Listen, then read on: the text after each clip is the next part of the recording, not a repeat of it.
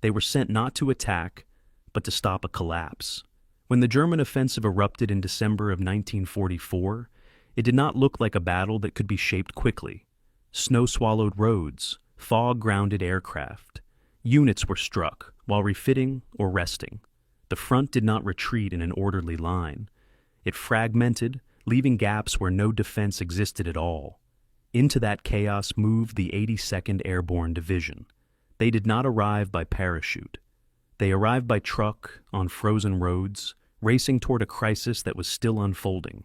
The division was rushed forward with little time to orient, little knowledge of what lay ahead, and almost no margin for error. Their mission was simple in words and brutal in reality: hold long enough for the front to stabilize. The terrain offered no comfort. The Ardennes in winter was a maze of forests, narrow roads, and villages that became instant strongpoints. Snow concealed movement, but also slowed it. Visibility collapsed. Communication became uncertain. For infantry, every tree line could hide an advance, or an ambush. The 82nd did not wait for clarity. They deployed immediately, often into defensive positions chosen under fire. Companies spread thin along road junctions and ridgelines. Foxholes were carved into frozen ground that resisted every shovel strike. Artillery was scarce. Air support was impossible. What the division had was discipline, cohesion, and experience under pressure. German forces pushed hard. Armor advanced along icy roads. Infantry infiltrated through woods. Probing attacks tested every position. The 82nd absorbed the pressure and refused to give ground easily. When positions were lost, they were contested. When lines bent, they anchored again. The division fought a defensive battle defined not by sweeping movement, but by stubborn resistance at critical points. Villages like St. Vith and countless unnamed crossroads became battlegrounds measured in hours gained and meters denied. The goal was not dramatic victory. It was delay. Every road held disrupted the German timetable. Every stand forced the offensive to burn fuel, ammunition, and momentum it could not replace. Conditions worsened with each passing day. Temperatures dropped, supplies ran low, casualties mounted from exposure as much as enemy fire. And still, the 82nd held. They fought without tanks of their own. They fought without certainty of relief. They fought knowing that withdrawal might open routes the enemy could exploit. Their resistance helped shape the northern shoulder of the Bulge. By holding key terrain and forcing German forces to fight for every mile, the 82nd helped contain the offensive until air power returned and counterattacks could begin. The division did not break the German attack on its own. It helped make breaking it possible. The story of the 82nd Airborne in the Battle of the Bulge is not one of airborne spectacle. It is one of discipline under pressure, of infantry holding in winter without illusions, of soldiers used as a stabilizing force when momentum threatened to run away. They were dropped not from the sky, but into the worst moment of the war in the West, and they held. Before this continues, pause for a second and notice the temperature around you. Is the air warm, cool, or somewhere in between? And what part of the day has caught you listening? Early, late, or in the quiet middle? The Bulge was fought in cold that never loosened its grip. Let this one unfold where you are, without rushing it. This is the story of the 82nd Airborne in the Battle of the Bulge, where speed to the front, cohesion under fire, and refusal to collapse helped turn crisis into containment. December 15th, 1944. Camp Mourmelon, France. The poker game had been running for 3 hours. Major General James Morris Gavin, youngest divisional commander in the United States Army at just 37 years old, watched his officers laugh over their cards in the officers' tent, their breath visible in the cold air. Outside, 11,500 men of the 82nd Airborne Division sprawled across more than 20 rest camps throughout the French countryside, writing letters home, sleeping in actual beds for the first time in months, believing the war might actually be winding down. The intelligence report sitting on Gavin's desk said the German army was effectively destroyed, its offensive capability shattered beyond repair. Nobody in that tent, not even Gavin himself, knew that in less than 24 hours, those same intelligence assessments would prove catastrophically, terrifyingly wrong. The cards kept falling, the men kept laughing, and across the German border, 200,000 enemy soldiers were moving into position for the largest, most desperate gamble of the entire war. The 82nd Airborne had earned its rest through blood. Since June 6th, D-Day, the division had suffered 4,596 casualties, roughly 50% of the men who had originally jumped into Normandy just 6 months earlier. They had jumped into Sicily in July 1943, where the airborne operation had descended into chaos with aircraft scattered across the Mediterranean, paratroopers landing miles from their objectives, and entire units fighting isolated battles for days before making contact with friendly forces. They had jumped again over Normandy, where Gavin himself had landed in a tree. He cut himself down under fire and spent the next 72 hours gathering scattered paratroopers and leading them through German-held territory. Most recently, they had jumped into Holland during Operation Market Garden in September, where the division had held a narrow corridor against overwhelming German counterattacks, suffering 2,898 killed, wounded, or missing in just 9 days of sustained combat. 3 jumps, 3 campaigns, 3 desperate battles where the division had been thrown against impossible odds and somehow survived. But survival came with a price that could be measured in empty bunks and unanswered letters. Private James Johnson, whom everyone called Red for the color of his hair, sat in his barracks writing a response to his mother's latest letter. She had asked him, just in that careful way mothers have when they're afraid of the answer, whether the war was really over for him now, whether he might be coming home for Christmas. Red stared at the words on the page, trying to find something truthful to say that wouldn't terrify her. He had jumped into Normandy and survived when 3 men in his stick had died before hitting the ground. He had fought in Holland and watched his best friend bleed out in a foxhole while German artillery hammered their positions for 16 straight hours. He had frostbite scars on both feet and a purple heart medal he kept at the bottom of his pack, because looking at it made him think too much about the men who hadn't made it far enough to receive one. The barracks around him buzzed with conversation, men betting on when they'd ship home, or planning what they'd do when the war ended, living in that strange twilight between combat and peace. Red finally wrote that he hoped to be home soon, knowing even as he formed the words that hope and certainty were very different things. In his command tent, Gavin studied the reports from Market Garden with the intensity of a man who understood that past mistakes could prevent future disasters. The operation had been sold to them as the war-winning stroke, a daring thrust through Holland that would put Allied armor across the Rhine and into Germany's industrial heartland before winter. Instead, it had become a grinding battle of attrition where British paratroopers at Arnhem were destroyed, where American airborne forces held exposed positions against German counterattacks. It's where the grand strategy had collapsed into desperate tactical fighting. The casualty figures haunted him. 2,898 men who had boarded aircraft full of confidence and determination, only to be killed or maimed or captured in a battle that achieved nothing it had promised to achieve. Gavin had learned something fundamental in Holland about the difference between optimistic planning and brutal reality, about how quickly certainty could transform into chaos when the enemy refused to cooperate with your assumptions. He had no way of knowing that this education was about to be tested in ways that would make Market Garden look like a minor skirmish. The 82nd's actual strength was a carefully maintained fiction. On paper, the division fielded roughly 15,000 men organized into 3 parachute infantry regiments, supporting artillery battalions, engineer companies, and all the logistics elements required to keep a modern military formation functioning. In reality, after 6 months of sustained combat, the division had 11,500 effectives scattered across more than 20 different camps throughout France. Some units were at 90% strength, others were barely at 60%. The replacement system had kept the division technically operational, but the new men arriving from training camps in England and the United States lacked the combat experience that separated survivors from casualties. They didn't know how to read terrain for German positions, how to identify the sound of incoming artillery by the pitch of its approach, how to move under fire without freezing or panicking. The veterans tried to teach them, but some lessons could only be learned through experience, and experience in combat meant exposure to death. The division was resting, yes, but it was also reconstituting itself, absorbing new men, training them, hoping there would be enough time before the next operation to turn replacements into paratroopers. Intelligence reports from Supreme Headquarters Allied Expeditionary Force told a story of German collapse.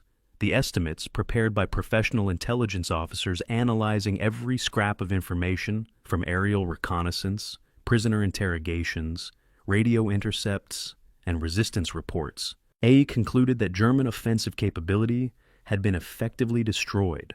The Wehrmacht had suffered catastrophic losses in Normandy, where entire army groups had been encircled and destroyed in the Falaise pocket. They had been driven out of France in a headlong retreat that left behind hundreds of thousands of prisoners and mountains of abandoned equipment. The Luftwaffe, once the terror of European skies, had been reduced to a shell of its former strength, unable to contest Allied air superiority. German industry was being hammered day and night by strategic bombing that destroyed factories, disrupted transportation networks, and killed the skilled workers needed to maintain production. Every rational analysis pointed to the same conclusion. Germany was finished. The war was entering its final phase. And the only question was how quickly the collapse would come. Nobody in Allied intelligence seriously considered the possibility that Hitler might launch a massive counteroffensive in winter conditions, using forces that supposedly didn't exist. Morale reports painted a picture of men convinced the war was nearly over. A survey conducted across multiple divisions in early December showed that 67% of American soldiers expected to be home by Christmas 1944, celebrating victory with their families, putting the war behind them. The optimism was understandable. Paris had been liberated in August. American forces were fighting on German soil. The Soviet Union was crushing German armies on the Eastern Front, advancing inexorably toward Berlin. Every piece of evidence suggested the war was entering its final chapter. Men made plans based on this assumption. They talked about what jobs they'd return to, what they'd do with their discharge bonuses, where they'd settle down. The army encouraged this optimism because maintaining morale required giving soldiers something to fight toward, some vision of life beyond the combat zone. But optimism built on faulty intelligence is just another word for complacency, and complacency in war creates the conditions for disaster. Aerial reconnaissance photographs had captured something that nobody properly understood. The images, taken by high-altitude reconnaissance aircraft flying over western Germany in late November and early December, showed extensive troop movements in the areas behind the Siegfried Line, columns of vehicles, concentrations of armor, railway activity suggesting major logistical operations. The intelligence analysts who reviewed these photographs noted the activity but interpreted it as routine winter repositioning, perhaps defensive preparations against the expected Allied spring offensive. Nobody seriously considered that the Germans might be staging forces for an attack, because the fundamental assessment of German capability said such an attack was impossible. The photographs were filed, noted, and largely forgotten. Years later, historians would look at those same images and see clearly what should have been obvious at the time. Germany was preparing for something big, but intelligence work is always clearer in hindsight when you know what you're looking for, when the disaster has already happened, and all that remains is figuring out how everyone missed the signs. The division's history weighed on every decision Gavin made. He had watched men die in Sicily because the airborne plan had been fundamentally flawed, with aircraft routes taking them over Allied naval forces that shot down American planes in the darkness, with drop zones so scattered that paratroopers spent days just trying to find their units. He had learned in Normandy that even when the plan worked perfectly on paper, the chaos of combat would shatter that perfection within minutes of contact with the enemy. That leadership meant adapting to circumstances that bore no resemblance to the pre-operation briefings. He had seen in Holland how strategic optimism could commit forces to operations that tactical reality could not support. How brave men could do everything right and still lose because the underlying assumptions were wrong. These experiences had taught him caution, skepticism about intelligence reports that seemed too good to be true, a bone-deep understanding that the enemy always got a vote in how battles developed. But even Gavin's hard-earned wisdom couldn't prepare him for what was coming because the scale of what Hitler was planning fell outside the reasonable boundaries of military logic. On the evening of December 15th, 1944, the 82nd Airborne Division settled in for another quiet night. Men played cards, officers reviewed training schedules, maintenance crews serviced equipment. The ordinary business of a military unit at rest continued in that mundane rhythm that defines most of military life. The endless routine of preparation and administration that fills the spaces between combat. In Germany, less than 100 miles away, 200,000 German soldiers were conducting final preparations for an offensive that would shatter the winter quiet, transform the Western Front into a desperate crisis, and test the 82nd Airborne in ways that Sicily and Normandy and Holland had never managed. The poker game in the officers' tent continued. The cards fell. And in the darkness beyond the camps, history was preparing to prove that everything the intelligence reports had promised was catastrophically, lethally wrong. The quiet was about to end. The real test was about to begin. And nothing in the 82nd's brutal experience had prepared them for what was coming. November 10th, 1944. Wolf's Lair, at Rastenburg, East Prussia. Adolf Hitler stood before a map of the Western Front, his hands trembling slightly as he traced the route his armies would take through the Ardennes forest. The assembled generals watched in silence, some with barely concealed skepticism, others with the careful neutrality of men who had learned that disagreeing with the Führer could be fatal. Hitler's plan was audacious to the point of delusion: punch through the American lines in the Ardennes, drive northwest to Antwerp, split the Allied armies in half, and force the British and Americans to negotiate a separate peace that would allow Germany to focus all its strength against the Soviet Union in the East. The operation had a name that evoked defensive heroism rather than desperate aggression. Unternehmen Wacht am Rhein, watch on the Rhine. But the generals looking at Hitler's map saw something very different from heroism.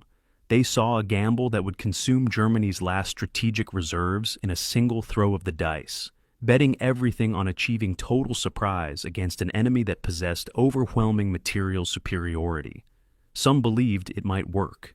Others knew it was madness. None dared say so directly. The plan required assembling forces that Germany supposedly no longer possessed. Hitler demanded 3 armies for the offensive: the 6th SS Panzer Army under Josef Dietrich, the 5th Panzer Army under Hasso von Manteuffel, and the 7th Army under Erich Brandenburger, totaling approximately 200,000 men, 1,400 tanks and assault guns, and more than 3,000 artillery pieces. Both these forces would have to be assembled in complete secrecy, moved into staging areas without Allied reconnaissance detecting the movement, and then launched in a coordinated assault across a 90-mile front through terrain that was supposed to be impassable for armor in winter. The logistics alone were staggering. Every tank needed fuel, every artillery piece needed shells, every soldier needed food, ammunition, winter clothing, and the support infrastructure that kept modern armies functioning. Germany's industrial capacity had been hammered by years of strategic bombing. Its transportation networks were disrupted. Its fuel reserves were critically low. Assembling this force required stripping the Eastern Front of desperately needed reserves, halting defensive operations in Italy, and concentrating resources that were needed everywhere into a single operational sector. It was possible only if everything went exactly according to plan, and military history suggested that things rarely went exactly according to plan. The German High Command's assessment of American fighting capability revealed a fatal combination of racism and wishful thinking. Intelligence summaries prepared for Hitler characterized American soldiers as poorly motivated, lacking fighting spirit, dependent on material superiority rather than tactical skill, likely to collapse under concentrated pressure from veteran German forces. This assessment drew on early war encounters where inexperienced American units had performed poorly against seasoned German troops. But it ignored the brutal education American forces had received in North Africa, Sicily, Italy, and Normandy. It assumed that Americans would fight the way they had in 1942 rather than the way they had learned to fight by late 1944. German commanders convinced themselves that a hard blow delivered with sufficient force would shatter American defensive positions, because Americans lacked the iron will to stand and die when the situation became desperate. This comfortable delusion would prove catastrophically wrong, but in November 1944, planning the offensive in East Prussia, the German High Command believed their own propaganda about American weakness. They were planning an operation based on an enemy that existed more in their imagination than in reality.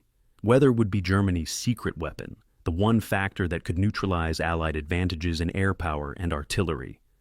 The German Meteorological Service predicted that winter weather in the Ardennes would include extended periods of heavy cloud cover, fog, and snow that would ground Allied aircraft and reduce visibility to ranges where German forces could close with American positions before being detected. This forecast proved remarkably accurate. The Ardennes in December was a landscape of gray skies, frozen ground, and limited visibility that transformed Allied air superiority into a theoretical advantage rather than a practical one. German planners understood that they had perhaps 48 to 72 hours of weather protection, during which Allied tactical aircraft would be grounded, and strategic bombers unable to interdict German supply columns.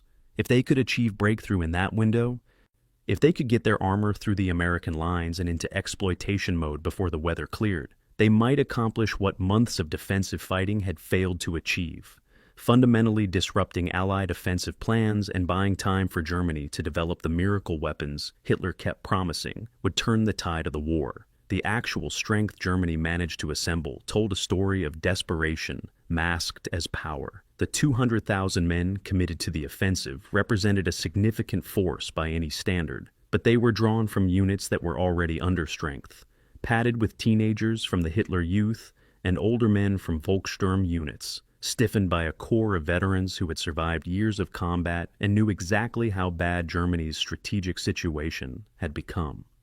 The 1,400 tanks included significant numbers of Panzer IVs and Panthers, formidable machines in competent hands, but also older models pressed back into service, and new Tigers that were mechanically unreliable and consumed fuel at rates Germany's shrinking petroleum reserves could barely sustain. The artillery park included the famous 88mm guns that had proven so effective throughout the war, but also older pieces and captured weapons that complicated ammunition supply. This was Germany's last mobile reserve, assembled through extraordinary effort, representing everything the Reich could scrape together for one final throw against the Western Allies. If it succeeded, the war might be prolonged. If it failed, Germany would have nothing left to stop the Allied advance into the Reich itself. Yet German intelligence estimates about Allied strength in the Ardennes proved remarkably accurate in the details, while being catastrophically wrong in the implications. The Germans correctly identified that approximately 83,000 American troops held the sector, spread thin across an extended front that had been quiet for months. They correctly assessed that most of these were either green divisions gaining experience in a quiet sector, or worn divisions recovering from heavy fighting elsewhere. They accurately mapped the dispositions, the gaps between units, the locations of command posts and supply dumps. But they fundamentally misread what these Americans would do when attacked.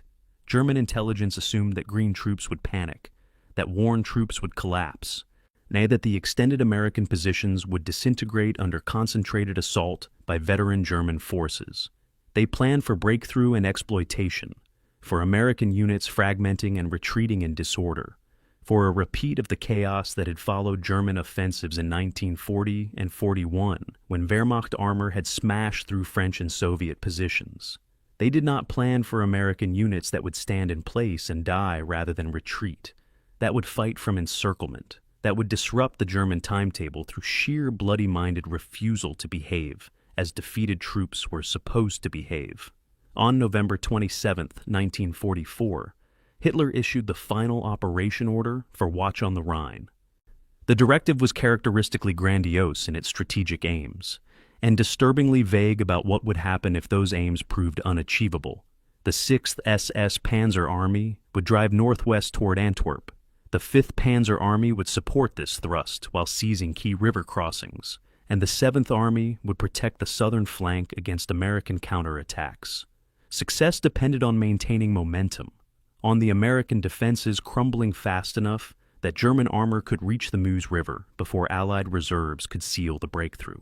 The operation order specified objectives, but provided minimal guidance on what commanders should do if resistance proved stronger than expected, if the weather window closed prematurely, if fuel supplies ran short, if any of the dozen critical assumptions underlying the plan turned out to be wrong. It was a plan that worked brilliantly if everything went right and had no real contingency for what would happen when things went wrong, which suggested either breathtaking confidence or breathtaking desperation. Given Germany's strategic situation in late 1944, desperation seemed the more likely explanation. The movement of forces into staging areas began in late November and continued through mid-December, an operation that required moving hundreds of thousands of men and thousands of vehicles through a transportation network that Allied bombing had already heavily damaged. German commanders used every trick they knew to maintain secrecy, moving at night, using forest cover, enforcing strict radio silence, began spreading disinformation about defensive preparations, establishing dummy headquarters and false communications to mislead Allied intelligence. The security measures worked better than anyone had a right to expect. Allied reconnaissance flights photographed increased activity, but interpreted it as defensive repositioning. Radio intercept stations detected unusual communication patterns, but couldn't break through the operational security that kept German intentions hidden. Human intelligence networks in occupied territories reported troop movements, but couldn't determine whether these represented a defensive buildup or offensive preparations. The Allies knew something was happening, but couldn't assemble the fragmentary clues into a coherent picture that would have revealed the scale of what Germany was preparing. The intelligence failure was total and collective, spread across multiple agencies and echelons, a failure of imagination rather than collection. By December 15, 1944, Germany's gamble was ready to be played. 200,000 men were in position. Ammunition had been stockpiled. Fuel, though dangerously limited, had been distributed to armored units for the initial assault. The weather forecast predicted the cloud cover that would ground Allied aircraft. The American sector chosen for the attack was thinly held and largely unprepared for major combat operations. Everything was as ready as it would ever be. In his headquarters, Hasso von Manteuffel studied the operational maps and felt the weight of what was about to begin. He had commanded armored forces on the Eastern Front, all where battles consumed entire armies and produced casualty figures that were almost incomprehensible.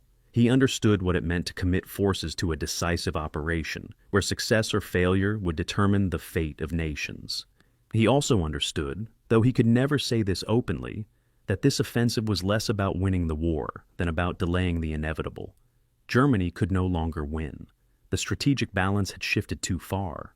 But perhaps if the offensive achieved enough surprise, if it inflicted enough casualties, if it disrupted Allied plans sufficiently, perhaps Germany could delay defeat long enough for some miracle to occur, some political settlement to emerge, some way to avoid the total destruction that unconditional surrender would bring. The offensive would begin before dawn on December 16th. And then they would discover whether Hitler's desperate gamble had any chance of success, or whether Germany had just committed its last reserves to a catastrophic failure that would hasten rather than delay the end. December 16th, 1944, 5:30 a.m., the Ardennes Forest. The artillery barrage began as a sound that American soldiers would remember for the rest of their lives. 100,000 shells in the first hour, fired from more than 3,000 German guns arrayed along a 90-mile front that stretched from Monschau in the north to Echternach in the south. The shells came in waves, a rolling thunder that shattered the pre-dawn darkness, exploding in American positions that had been quiet for so long that many defenders had convinced themselves the war had moved elsewhere. Men were killed in their sleeping bags. Foxholes collapsed from near misses. Communications trenches disappeared under direct hits. The barrage was precise in some sectors, where German observers had mapped American positions over weeks of careful reconnaissance. It was random in others, where German artillery crews simply saturated likely defensive areas with high explosive and hoped for the best. Within minutes, the American defensive network in the Ardennes had been torn apart not through destruction of forces, but through destruction of communications. Command posts blown apart, telephone lines severed, radio antennas shattered, leaving company commanders isolated with no clear picture of what was happening beyond their immediate positions. Now, Private First Class Robert Harper of the 106th Infantry Division was eating breakfast when the world exploded.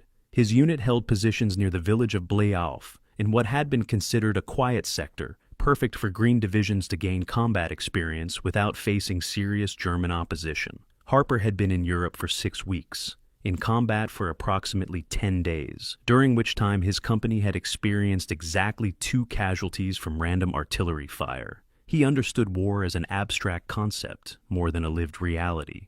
The barrage changed that understanding in seconds. The first shells hit the company command post 200 yards behind his position, a structure that had been there so long it had acquired furniture and a working stove. The explosion was so massive that debris rained down on Harper's foxhole for nearly a minute. He pressed himself into frozen earth and tried to make sense of sounds that had no reference point in his experience. The shriek of incoming shells, the crack of explosions, the screams of wounded men, all blending into an overwhelming assault on his senses that made thought almost impossible. When the barrage finally lifted after 90 minutes, Harper climbed cautiously from his foxhole and looked toward where the command post had been. There was nothing left but a crater and scattered equipment. His company had effectively ceased to exist as an organized unit before the ground assault even began. 8 a.m. brought confirmation of what forward observers had been trying desperately to report through destroyed communications networks: tanks. And German armor was advancing in company and battalion strength across multiple sectors, supported by infantry that moved with the professional confidence of veterans who had been fighting since the invasion of Poland in 1939. The tanks were a mix of Panzer IVs and Panthers, backed by Tiger heavy tanks in some sectors, all moving forward through morning fog that reduced visibility and made accurate defensive fire almost impossible. American units that had prepared defensive positions for abstract attacks that might never come suddenly faced the reality of German armor, advancing at ranges where individual soldiers could see the commanders in the turrets, where the distinctive sound of German tank engines became impossible to ignore. Some American units held their fire as they had been trained, not waiting for the optimal moment to engage. Others opened fire immediately, driven by fear and the desperate need to do something, anything that might stop what was coming toward them. The American intelligence failure became apparent through radio transmissions that captured confusion, turning into comprehension, and then horror. A forward observer attempting to call for artillery support couldn't provide proper coordinates because his maps didn't show German units where German units obviously were.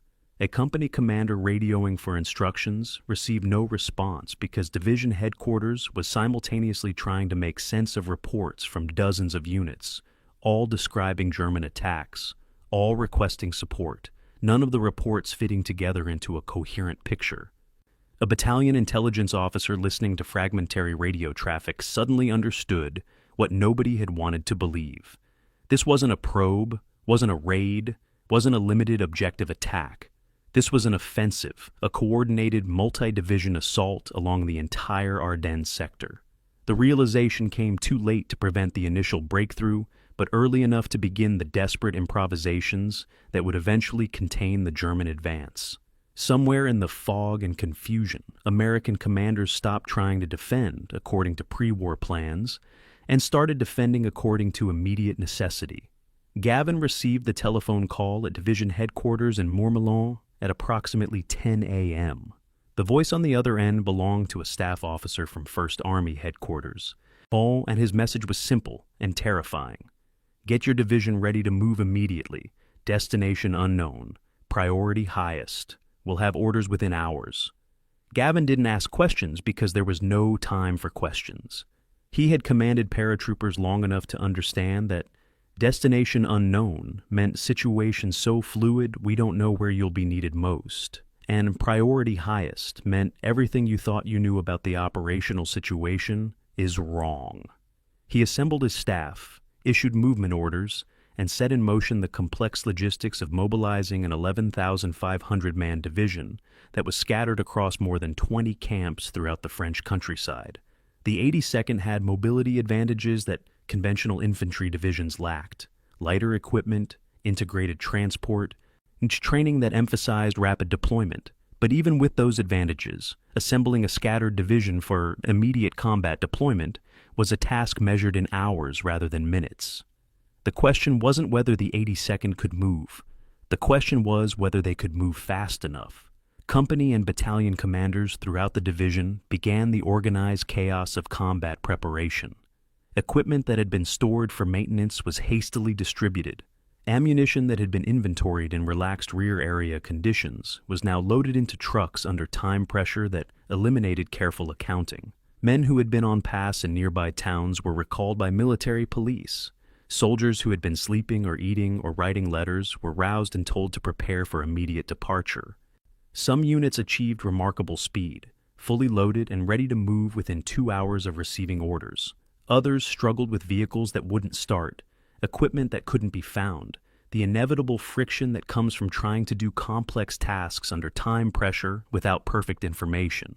But through it all, the division moved with a professional competence that came from having done this before, from Sicily and Normandy and Holland, from 3 combat jumps that had taught them how to function in chaos, because chaos was the natural state of airborne operations.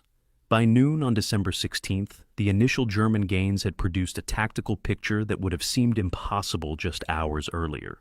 In the northern sector, German forces had advanced more than 20 miles, all overwhelming American positions that were too thinly held to provide mutual support, cutting roads that connected American units, creating pockets of isolated defenders who would have to fight alone until relief forces could break through. In the southern sector, the German advance was slower but equally relentless, grinding forward against American units that fell back in relatively good order, but couldn't maintain a continuous defensive line. The breakthrough had been achieved. The question now was whether German forces could exploit that breakthrough before American reserves arrived to seal the gaps. In German command posts, officers studied maps showing blue arrows representing the advance and felt cautious optimism that the plan might actually work. In American command posts, officers studied the same terrain and felt growing dread about how close this attack had come to achieving complete surprise. Captain Dale stood with his company at 10 a.m. and told them the truth without embellishment. "This is no drill, boys. This is real." His men had heard rumors, but rumors were different from confirmation coming from an officer they trusted. The poker games stopped. The letter writing stopped. The casual conversation that filled rest camps disappeared, replaced by the focused intensity of men preparing for combat. Some soldiers checked their weapons for the 10th time. Others organized their equipment with obsessive attention to detail, making sure every item was exactly where it should be. A few wrote quick last letters, just in case, or simple messages to families that said the things that become important when death stops being abstract. Dale watched his men transform from soldiers at rest into soldiers preparing for battle, and felt the familiar mixture of pride and dread that came from commanding young men who would follow him into combat, because that was their duty and their training, regardless of their personal fears. By mid-afternoon, December 16th, the scale of the German offensive had become clear to Allied headquarters. This was not a diversionary attack. This was not a limited objective operation. This was a massive, coordinated offensive involving multiple German armies with the clear intention of achieving strategic breakthrough. Eisenhower's staff at Supreme Headquarters Allied Expeditionary Force began the urgent task of identifying available reserves and positioning them to contain the German advance. The 82nd Airborne at Mourmelon represented one of the few divisions in theater that could move quickly and fight effectively upon arrival. They wouldn't be the only reinforcements sent to the Ardennes, but they would be among the first. And speed mattered more than anything else, because every hour the Germans had to exploit their breakthrough was an hour in which American positions became harder to establish, and German supply lines extended further into Allied-controlled territory. The race had begun. The 82nd was moving, and somewhere in the snowy forests of the Ardennes, German commanders were calculating whether they could reach their objectives before American reinforcements arrived. The answer to that question would determine whether Hitler's desperate gamble produced a strategic miracle or a catastrophic failure that would accelerate Germany's final defeat. December 16th, 1944. 2 p.m. Mourmelon, France. The orders arrived with brutal simplicity. Bastogne. The 82nd Airborne would deploy immediately to the town of Bastogne in Belgium, a road junction nobody in the division had heard of, but which was apparently critical to stopping the German offensive. Gavin studied the map and understood immediately why Bastogne mattered. 7 roads converged there, roads the Germans needed to move their armor west toward the Meuse River and eventually to Antwerp. Control those roads and you controlled movement through the entire southern sector of the battlefield. Lose those roads and German armor could bypass American defensive positions, flowing through the gaps like water-finding paths of least resistance. The race to Bastogne wasn't about defending a town. It was about defending the geometry of the battlefield itself, about occupying terrain before the enemy could, about winning a competition measured in hours where second place meant tactical disaster. Gavin had 17 hours to move his division 110 miles north into combat. Units that were faster would arrive first and face the enemy with whatever strength they possessed. Units that were slower might arrive to find the battle already lost. The loading scenes throughout the division represented organized chaos functioning at maximum efficiency. Men threw duffel bags into trucks without the careful inventory procedures that characterize peacetime operations. Ammunition crates were stacked in cargo beds and secured with whatever rope or straps were available. Officers checked manifests not to ensure perfect accounting, but to make sure each unit had enough bullets, enough food, enough medical supplies to fight independently if they became separated from higher headquarters. Some companies were ready in 2 hours, a remarkable achievement requiring perfect synchronization between dozens of men executing complex tasks simultaneously. Other companies took 4 or 5 hours, delayed by vehicles that wouldn't start in the December cold, or by equipment that had been stored in different locations and now needed to be assembled by the inevitable friction that emerges when complex systems operate under time pressure. But every unit moved as fast as humanly possible, driven by the understanding that somewhere ahead of them, Americans were fighting and dying while waiting for reinforcements that might not arrive in time. December the 17th, 3:30 a.m. The first C-47 transport planes lifted off from Mourmelon airfield, carrying 2,000 paratroopers who would land at airfields near Bastogne and move directly into defensive positions. Flying at night violated almost every safety protocol in the Air Force handbook. But safety protocols assume normal circumstances, and these circumstances were anything but normal. The paratroopers sat in aircraft designed for parachute operations, but weren't carrying parachutes because they were going in as ground troops, landing at friendly airfields if those airfields remained friendly by the time they arrived. The roar of the engines made conversation impossible. Men sat with their thoughts, trying to process what was happening, trying to prepare mentally for combat they knew was coming, but couldn't predict in detail. Some slept through sheer exhaustion. Others stared at nothing and tried not to think about what they might find when they arrived. A few prayed, not elaborate prayers, but simple requests for survival, for courage, for the ability to do their duty without failing their brothers.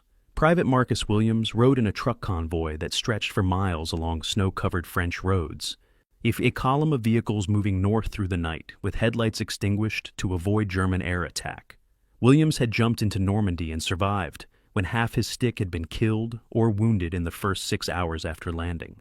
He had fought in Holland and learned that combat was less about heroism than about endurance, about continuing to function when every instinct screamed to find cover and stop moving.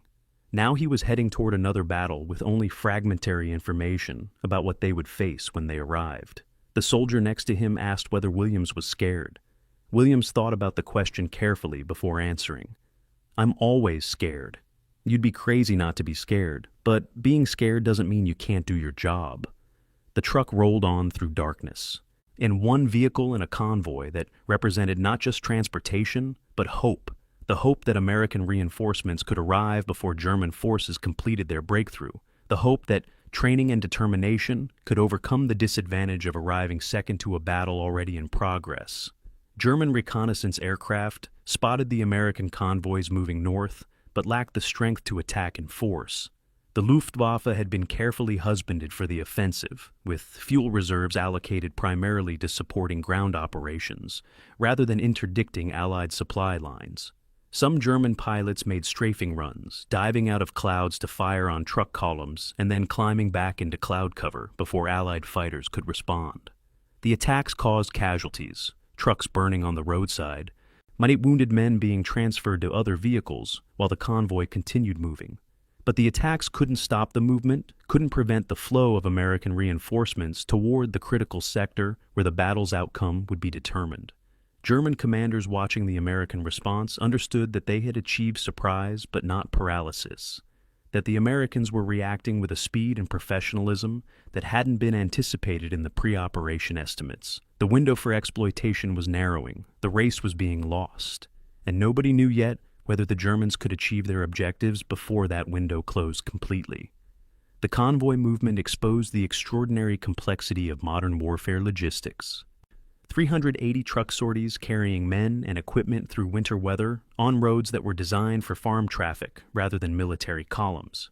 95 C-47 transport flights coordinated between Army requirements and Air Force capabilities, with aircraft being pulled from other missions and redirected to emergency airlift operations. Coordination between units at multiple command levels, ensuring that artillery would arrive in roughly the same time frame as the infantry they were supposed to support, that engineers would reach Bastogne before defensive positions needed to be constructed, that medical personnel and supplies would be available when casualties started arriving. Perfect coordination was impossible under these circumstances. The goal was adequate coordination, all enough synchronization that units could function together once they reached the battlefield, even if the careful organization shown in pre-war field manuals had been abandoned in favor of getting everyone moving in roughly the same direction as fast as humanly possible. Weather conditions complicated everything. Clear skies over Mourmelon allowed the air transports to take off safely, but weather in the Ardennes was deteriorating rapidly as winter storms moved through the region. Truck convoys encountered snow that reduced visibility and made roads treacherous. Aircraft flying troops toward Bastogne encountered turbulence that made soldiers airsick and forced pilots to rely on instruments rather than visual navigation. The cold itself became an enemy, and weapons that had functioned perfectly in the mild conditions of the rest camps now requiring extra attention to keep operating in temperatures that dropped below freezing every night. Men who had been sleeping in heated barracks just days before now faced the prospect of fighting in winter conditions, without the opportunity to gradually acclimate to the cold. Frostbite would become as serious a threat as enemy fire. The division was racing toward combat in conditions that eliminated many of the advantages American forces had enjoyed in earlier campaigns. Air superiority meant nothing if weather grounded aircraft. Mechanical reliability meant nothing if vehicles froze. Superior logistics meant nothing if roads were blocked by snow or destroyed by German artillery. Gavin brought approximately 2,000 men on the first airlift. They had a calculated decision to get some forces to Bastogne as quickly as possible, rather than wait until the entire division could move together. The remainder would follow in waves through December 18th, 19th, and 20th, arriving as transportation became available and as the tactical situation permitted. This phased deployment meant the 82nd would be committed to battle piecemeal, individual regiments arriving and being fed into the defensive line as they reached the area, rather than the division fighting as a unified formation. It violated doctrinal preferences for keeping divisions concentrated, but doctrine assumed normal circumstances, and these circumstances had stopped being normal when 100,000 German artillery shells had announced the start of Hitler's last great offensive. Gavin understood that getting some forces there quickly was better than getting all forces there slowly, that every hour delayed was an hour German forces could use to advance, to encircle Bastogne, to cut the roads the Americans needed to reinforce and supply the garrison. By late afternoon, December 17th, lead elements of the 82nd were approaching Bastogne. They could hear artillery fire in the distance, see smoke rising from the horizon, feel the transition from movement toward combat to being actually in a combat zone where death became possible at any moment. The men made final preparations, checking weapons one last time, distributing ammunition in ways that made sense for imminent combat rather than transport, mentally preparing for the chaos they knew was coming. The officers studied maps and tried to understand a tactical situation that was still fluid, still developing, still fundamentally uncertain. Nobody knew exactly what they would find in Bastogne. Nobody knew whether they were arriving in time to reinforce a functioning defense or arriving too late to prevent disaster. The only certainty was that within hours, the 82nd Airborne would be in combat again, fighting in winter conditions against an enemy that had achieved total surprise and maintained momentum for more than 36 hours. The race to Bastogne was almost over. The real test was about to begin, and every man in the division understood that this battle would determine whether Hitler's gamble succeeded or failed, whether the Ardennes offensive became a strategic breakthrough or a final catastrophic failure that would hasten Germany's ultimate defeat. December the 17th, 1944, late afternoon. Bastogne, Belgium. Gavin's helicopter descended through sporadic German artillery fire toward the airfield on the outskirts of Bastogne, a landing that required more nerve than tactical wisdom, but which represented the fastest way to assess the situation personally rather than relying on radio reports that were fragmentary at best. From the air, Bastogne looked like every other small Belgian town, compact cluster of buildings surrounded by snow-covered fields and forest, church spire visible in the center, roads radiating outward like spokes on a wheel.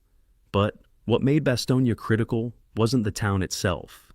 It was those roads, 7 major routes converging at a single point. Routes German armor needed to maintain momentum. Routes American forces needed to bring in supplies and reinforcements. The helicopter touched down hard, bouncing once before settling. Gavin climbed out before the rotors stopped spinning and moved immediately toward the command post, where General Anthony McAuliffe was attempting to organize the defense with forces that included the 101st Airborne Division, elements of several armored units that had retreated in good order, and now the arriving 82nd. The situation was desperate but not yet hopeless, a distinction that would prove critical in the hours ahead. McAuliffe's command tent was chaos organized by necessity. Maps covered every flat surface, showing German positions that were based more on estimation than confirmation because reconnaissance had been disrupted by weather and enemy action. Staff officers spoke simultaneously on multiple radios, trying to coordinate units that were arriving from different directions and needed to be integrated into a coherent defensive line. Casualty reports came in continuously. 50 men here, 30 men there, steady attrition that wasn't catastrophic in any single instance, but which accumulated into serious degradation of combat power. McAuliffe greeted Gavin with the blunt directness of a man who had no time for military courtesies. "We're surrounded, or we will be within 24 hours. German armor is moving to cut all the roads. We've got 10,000 men from the 101st, whatever you brought from the 82nd, and fragments from other units. We're low on everything that matters: ammunition, medical supplies, food. The Germans know how valuable this place is, and they're going to hit us hard until we break, or until we're relieved." Gavin studied the maps and made the calculations commanders make when faced with desperate situations. How long could they hold with what they had? What would happen if German attacks succeeded in specific sectors? Where to position his arriving regiments to provide maximum defensive coverage? The tactical coordination between Gavin and McAuliffe established the framework that would define the defense of Bastogne. The 101st would hold the southern and western sectors, where German attacks were already developing. The 82nd would take the northern and northeastern sectors, the most likely avenues for German armor attempting to cut the last remaining roads into Bastogne before American forces could fully establish their defensive perimeter. This division of responsibility made sense both tactically and organizationally. It gave each division commander clear sectors of responsibility, prevented confusion about who controlled which units, and allowed both divisions to fight according to their training and doctrine. But it also meant the defense of Bastogne would succeed or fail, based on whether 2 separate airborne divisions, arriving piecemeal under extreme time pressure, could establish defensive positions strong enough to withstand concentrated assaults by German forces that outnumbered them and possessed significant armor support. The supply situation was worse than initial reports suggested. Bastogne had approximately 10 days of ammunition at current expenditure rates, which sounded adequate until you realized that defensive combat typically consumed ammunition much faster than pre-battle estimates suggested. They had 5 days of food, assuming 1 full meal per day per man, which meant immediate rationing and the certainty that defenders would be fighting on empty stomachs within a week if resupply didn't arrive. Medical supplies were critically short. 900 wounded Americans were already in Bastogne's makeshift aid stations, many requiring surgery or treatment that couldn't be provided with available resources. Every casualty added to this burden, every wounded man requiring care that medical personnel couldn't adequately provide, and creating impossible triage decisions about who received treatment and who received only morphine while they waited to die. The supply crisis meant the defense of Bastogne had a clock running independent of German tactical success. Even if American forces held every defensive position, they would eventually run out of the materials needed to continue fighting. German forces surrounding Bastogne represented approximately 40,000 men with substantial armor support, part of the 5th Panzer Army under Monteufel's command, and elements of the 6th SS Panzer Army that had been diverted south when the northern offensive encountered stronger resistance than expected. This was not a random collection of defeated units. These were veteran formations that had survived years of combat, reinforced with new equipment, all organized into a coordinated force capable of conducting complex combined arms operations. German commanders understood that taking Bastogne mattered less than neutralizing it, that even if they couldn't capture the town, they could isolate it, bypass it, continue their advance westward while leaving American forces trapped in a pocket that would eventually surrender through starvation and ammunition exhaustion. The encirclement of Bastogne was already nearly complete by the time Gavin arrived. Within 24 hours, it would be total. The question wasn't whether Bastogne would be surrounded. The question was whether surrounded American forces could hold long enough for relief forces to break through the German ring.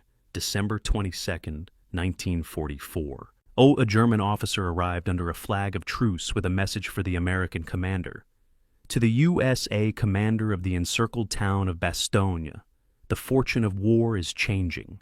This time, the USA forces in and near Bastogne have been encircled by strong German armored units. There is only one possibility to save the encircled USA troops from total annihilation. That is the honorable surrender of the encircled town.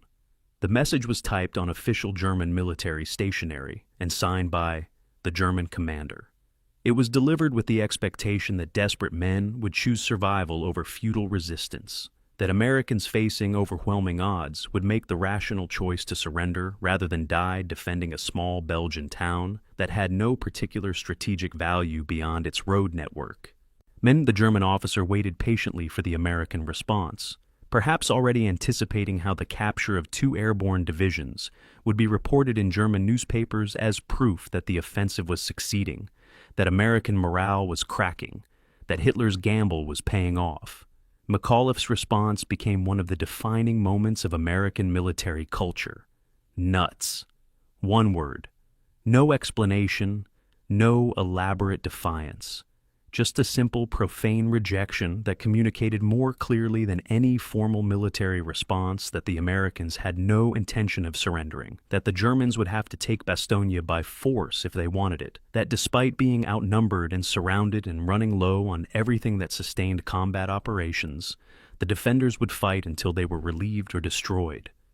The German officer who received this response had to ask for clarification because nuts had no direct translation in German military terminology. An American officer explained in terms the German could understand. It meant, go to hell. The German officer departed, and the message went up through German command channels. The Americans at Bastogne would not surrender. They would have to be destroyed. And destroying 2 divisions of paratroopers who had already survived Sicily and Normandy and Holland was going to cost more than German commanders had anticipated when they issued their ultimatum.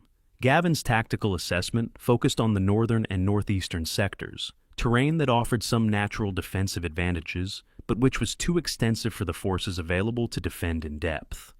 The forests northeast of Bastogne provided cover, but also concealment, that would allow German infantry to approach American positions without being detected until they were in assault range. The rolling hills north of town offered good fields of fire for defensive weapons, but also provided German armor with protected approach routes that would be difficult to interdict with the limited anti-tank assets available. Gavin positioned his arriving regiments carefully, accepting that the defensive line would be thin in places, planning for defense in depth where he could, and accepting calculated risks where he couldn't. The defense would succeed or fail based on whether individual companies and platoons could hold their positions against determined German attacks, whether small units could function independently when higher headquarters lost contact, whether American paratroopers could prove that training and determination could overcome numerical disadvantage and the natural tactical advantages defenders usually enjoyed. By nightfall, December the 17th, the encirclement of Bastogne was essentially complete. American forces held the town, and a perimeter extending roughly 5 miles in each direction, surrounded by German forces that controlled everything beyond that perimeter. Supply convoys could no longer reach Bastogne by road. Communication with higher headquarters was limited to radio contact that German jamming frequently disrupted. The garrison was truly isolated, dependent entirely on its own resources and whatever could be delivered by air if weather permitted.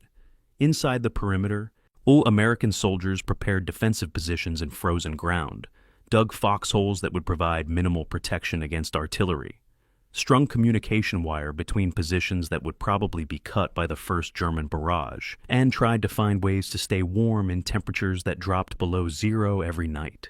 The defense of Bastogne had begun not with dramatic combat, but with cold, exhaustion, and the growing realization that relief might be days away, and might not arrive at all if German forces succeeded in extending their breakthrough westward.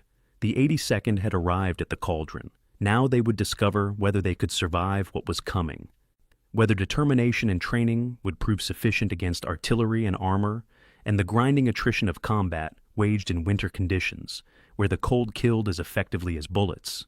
Whether paratroopers who had survived 3 combat jumps could survive a 4th battle that would be fought not from the sky, but from frozen foxholes against an enemy that had achieved surprise, momentum, and the temporary belief that final victory might still be possible. December 19th, 1944, 6 a.m. Northern perimeter, Bastogne. The first probe came as shadows moving through morning fog, German reconnaissance elements testing American defensive positions with the careful deliberation of professionals who understood that rushing into prepared defenses got you killed.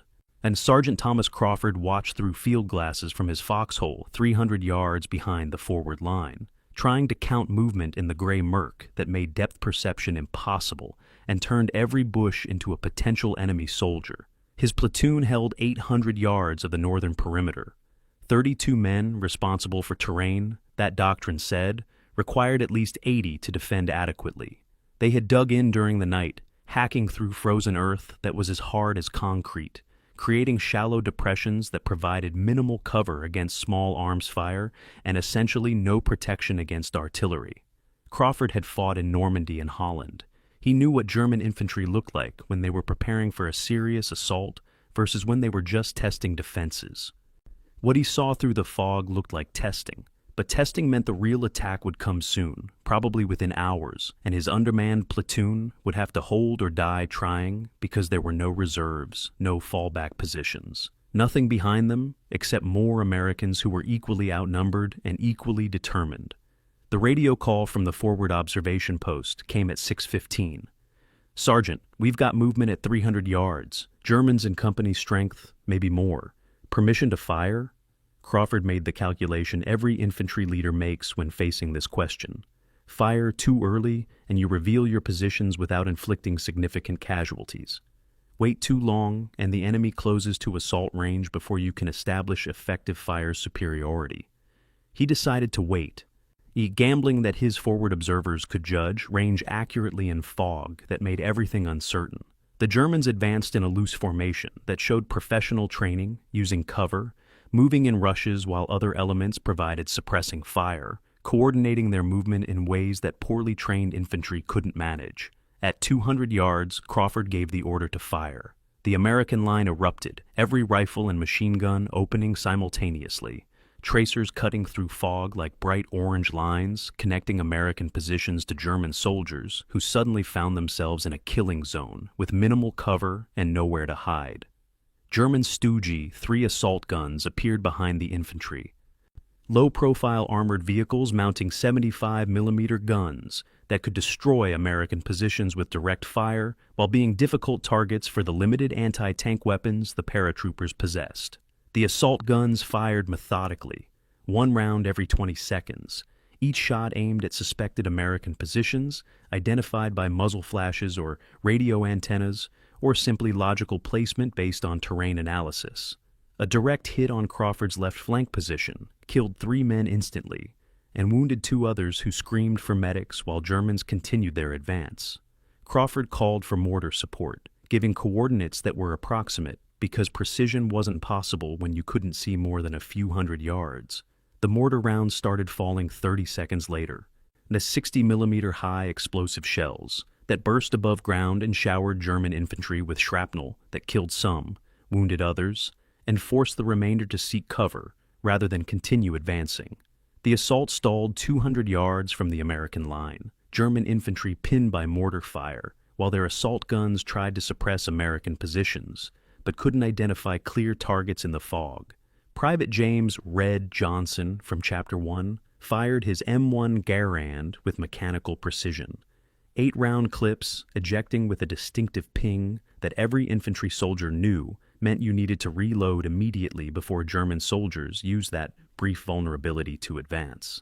He had survived Normandy by learning to function in combat without thinking too much, and by letting training take over and muscle memory execute actions that conscious thought would slow down.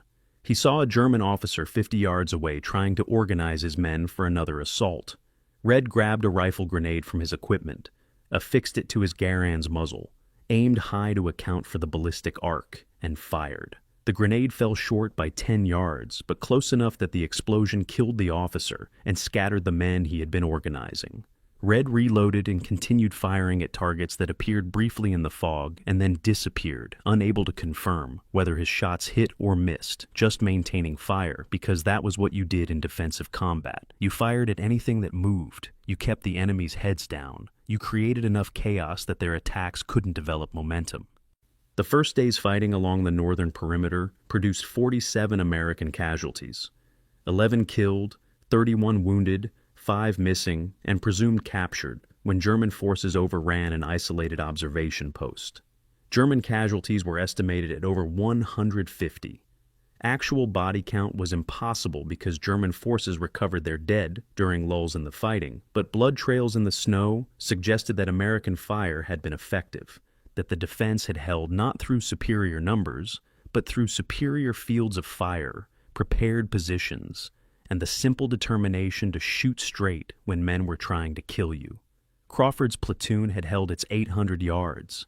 Other platoons along the northern perimeter had similar experiences, probing attacks that developed into serious assaults, or defensive fire that disrupted those assaults, German withdrawals that left bodies in the snow but didn't break American positions. By nightfall December 19th, the line had held, but everyone understood that testing was finished. The real assault would come tomorrow or the next day, and then they would discover whether determination and accurate shooting would be sufficient against a coordinated attack by veteran German infantry supported by armor and artillery. American defensive positions reflected both doctrinal training and desperate improvisation. The primary fighting line consisted of foxholes spaced 15 to 20 yards apart, close enough for mutual support, but far enough that a single artillery shell couldn't destroy multiple positions. Behind the primary line, vast platoon and company command posts occupied slightly larger holes that provided room for radios and maps, and the minimal staff required to coordinate defensive fire. Behind those, mortar positions and ammunition dumps were positioned in defilade where possible, protected from direct fire, but vulnerable to artillery that could reach anything within range. The entire defensive network was connected by communications trenches that were really just paths through the snow marked with white engineer tape, providing routes for runners when radio communication failed, and for wounded men trying to reach aid stations without exposing themselves to German fire. Doctrine called for defensive positions to include overhead cover, reinforced fighting positions, interlocking fields of fire, carefully planned and rehearsed. Then reality gave them frozen foxholes, fields of fire limited by fog and forest, and coordination that depended on soldiers who could barely see positions 50 yards away, making instant decisions without guidance from higher command.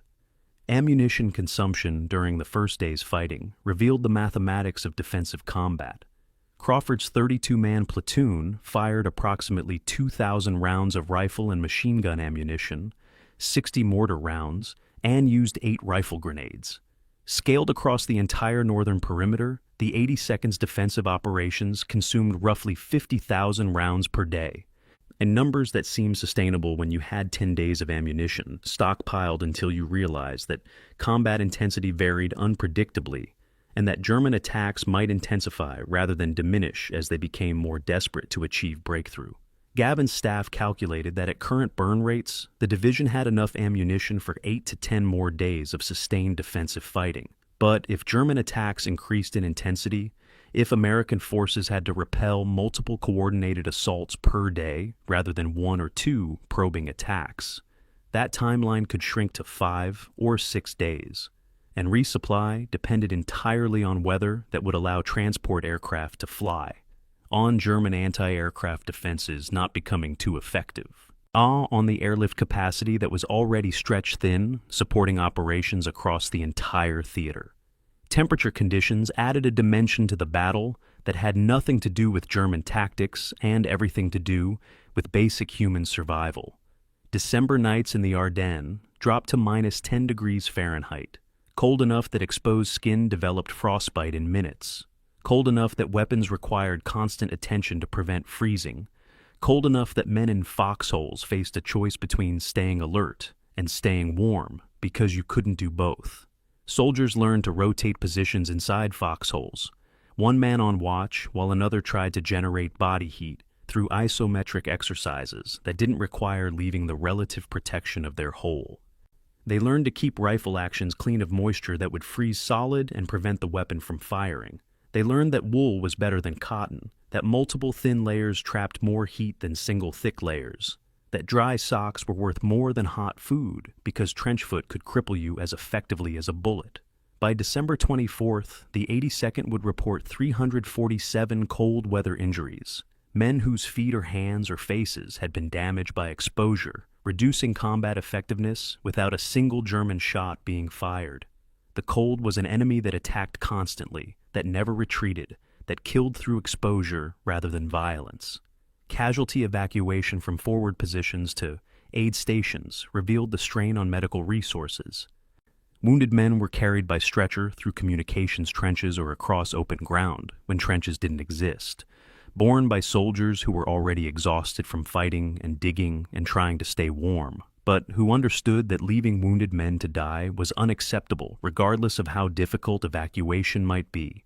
The aid stations in Bastogne were overwhelmed, 900 wounded Americans by December 20th, arriving faster than medical personnel could treat them, requiring triage decisions about who received surgery, who received basic wound care, who received only morphine while they waited to see if they would survive. Surgeons operated in makeshift facilities that had been schools or churches before, becoming medical stations, working without adequate supplies, at making do with whatever they had, because the alternative was watching men die from wounds that proper facilities could have treated. The wounded kept arriving, head wounds, chest wounds, amputations, burns, trauma injuries that would challenge well-equipped hospitals, but which Bastogne's medical stations had to manage with minimal resources and constant awareness that German artillery could hit the aid stations themselves at any moment.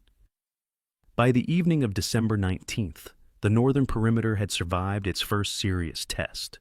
German forces had probed the defenses, identified American positions, tested the strength and determination of defenders, and withdrawn to plan the next phase of assault. American forces had held their positions, inflicted significantly more casualties than they had received, thus and demonstrated that Bastogne would not fall easily regardless of German numerical superiority. But survival for one day didn't guarantee survival for the next. German commanders were analyzing the day's fighting, identifying weak points in American defenses, planning concentrated attacks that would commit armor and artillery to breakthrough operations rather than reconnaissance in force. The 82nd soldiers cleaned weapons, redistributed ammunition, tried to eat cold rations and get some sleep, while remaining alert for the artillery barrage that would signal the next German assault. Crawford stood in his foxhole during the brief twilight, before full darkness, and looked at the bodies still lying in the snow where German soldiers had fallen.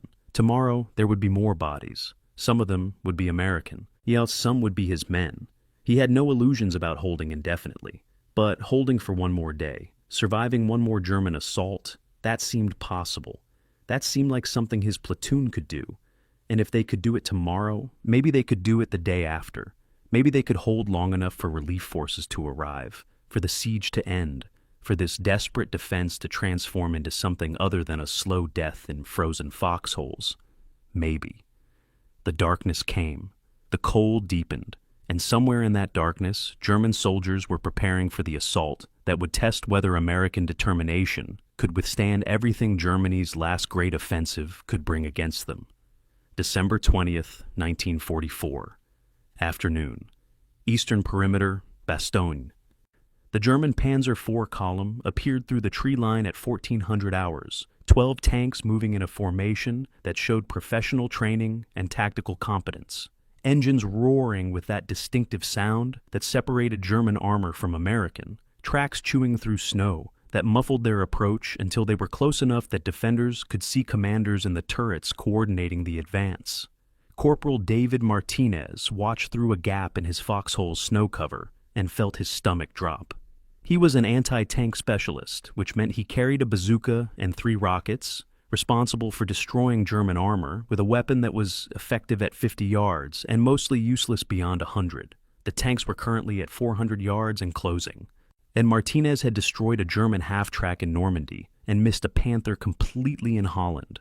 2 engagements that had taught him that anti-tank combat was less about heroism than about mathematics.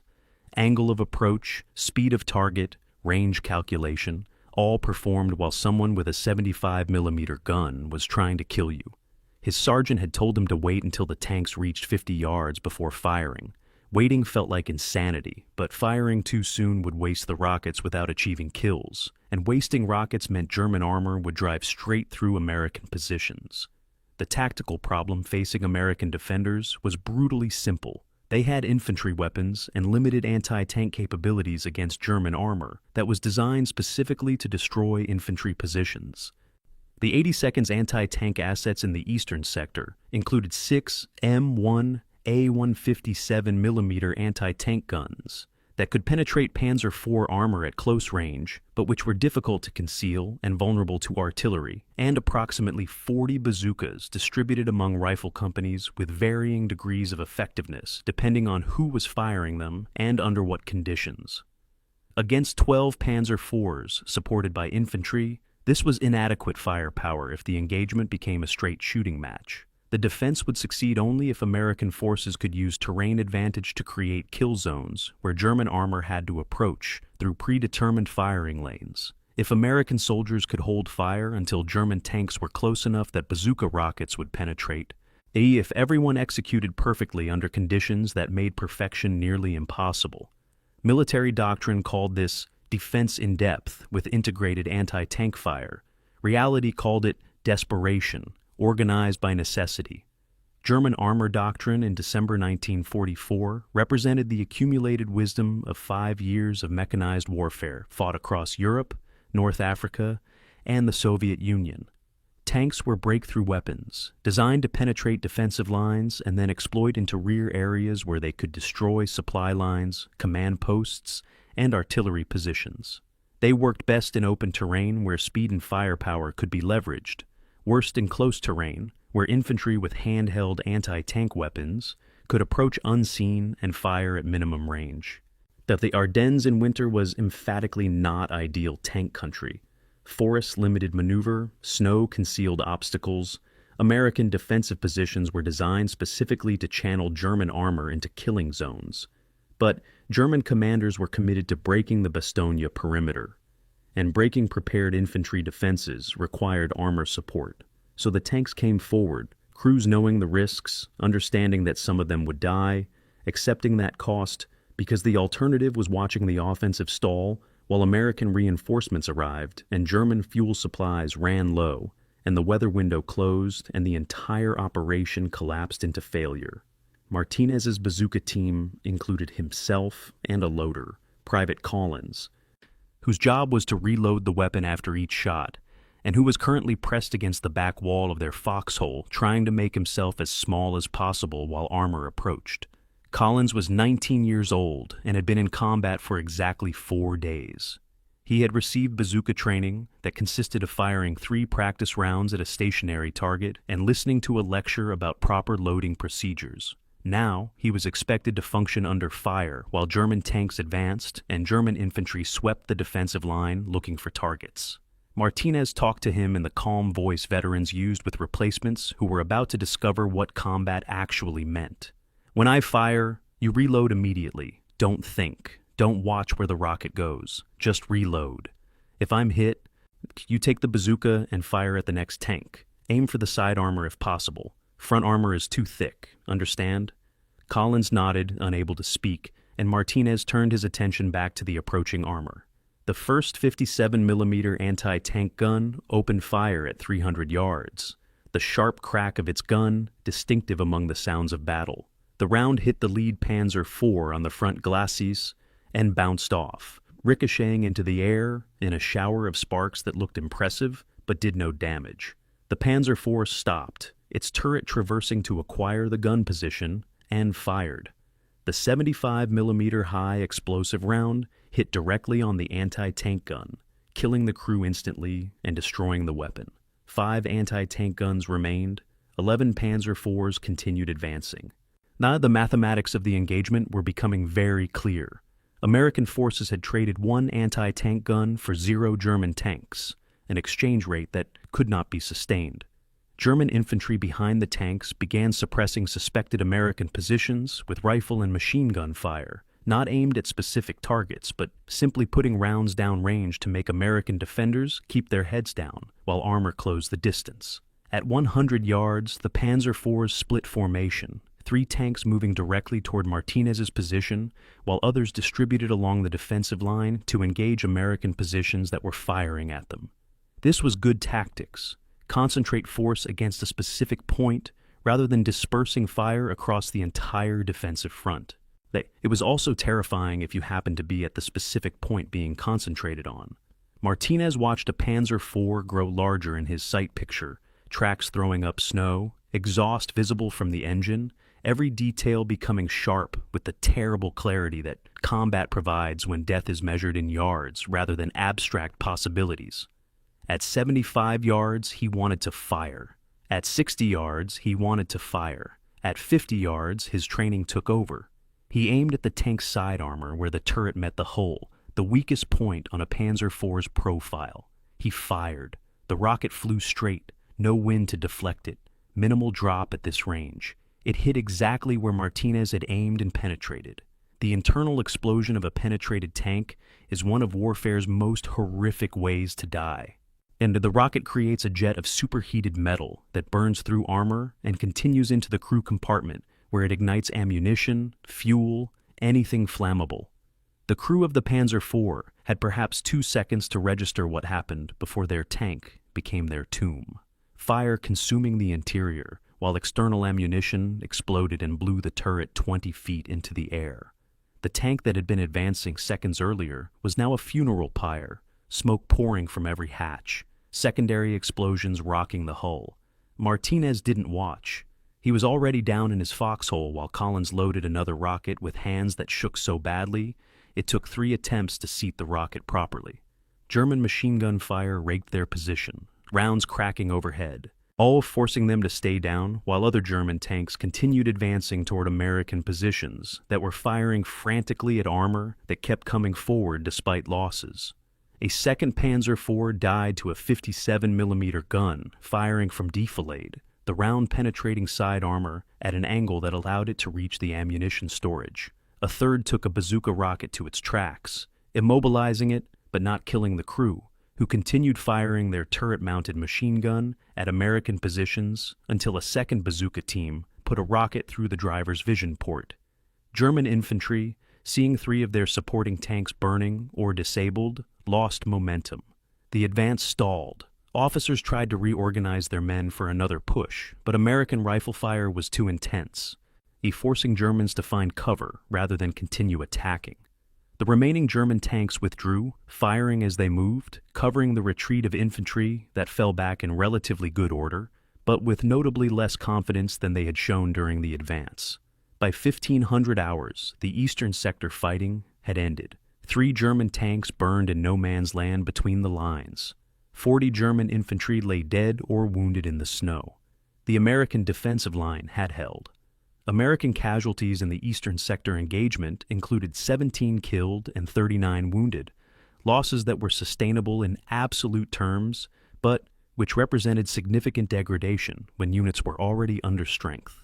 2 anti-tank guns had been destroyed, all reducing the division's anti-tank capability and forcing redistribution of remaining guns to cover wider sectors. Ammunition expenditure had been heavy. The engagement consumed 120 bazooka rockets, approximately 500 anti-tank gun rounds, and several thousand rounds of rifle and machine gun ammunition. The defenders had won the engagement by conventional military metrics. They had held their positions, inflicted 3-to-1 casualty ratios, destroyed or disabled 3 enemy tanks for the loss of 2 anti-tank guns. But winning had come at a cost that accumulated, men killed who couldn't be replaced, ammunition expended that couldn't be easily resupplied, equipment destroyed that had no ready replacement. Defense was inherently attritional. The question wasn't whether the defenders could win individual engagements. The question was whether they could sustain winning long enough for relief forces to arrive. German armor tactics in the Bastogne fighting revealed a fundamental mismatch between German doctrine and the tactical reality they faced. Panzer formations were trained and equipped for breakthrough operations in open terrain, where their speed and firepower could be leveraged against defenders who couldn't concentrate sufficient anti-tank assets to stop them.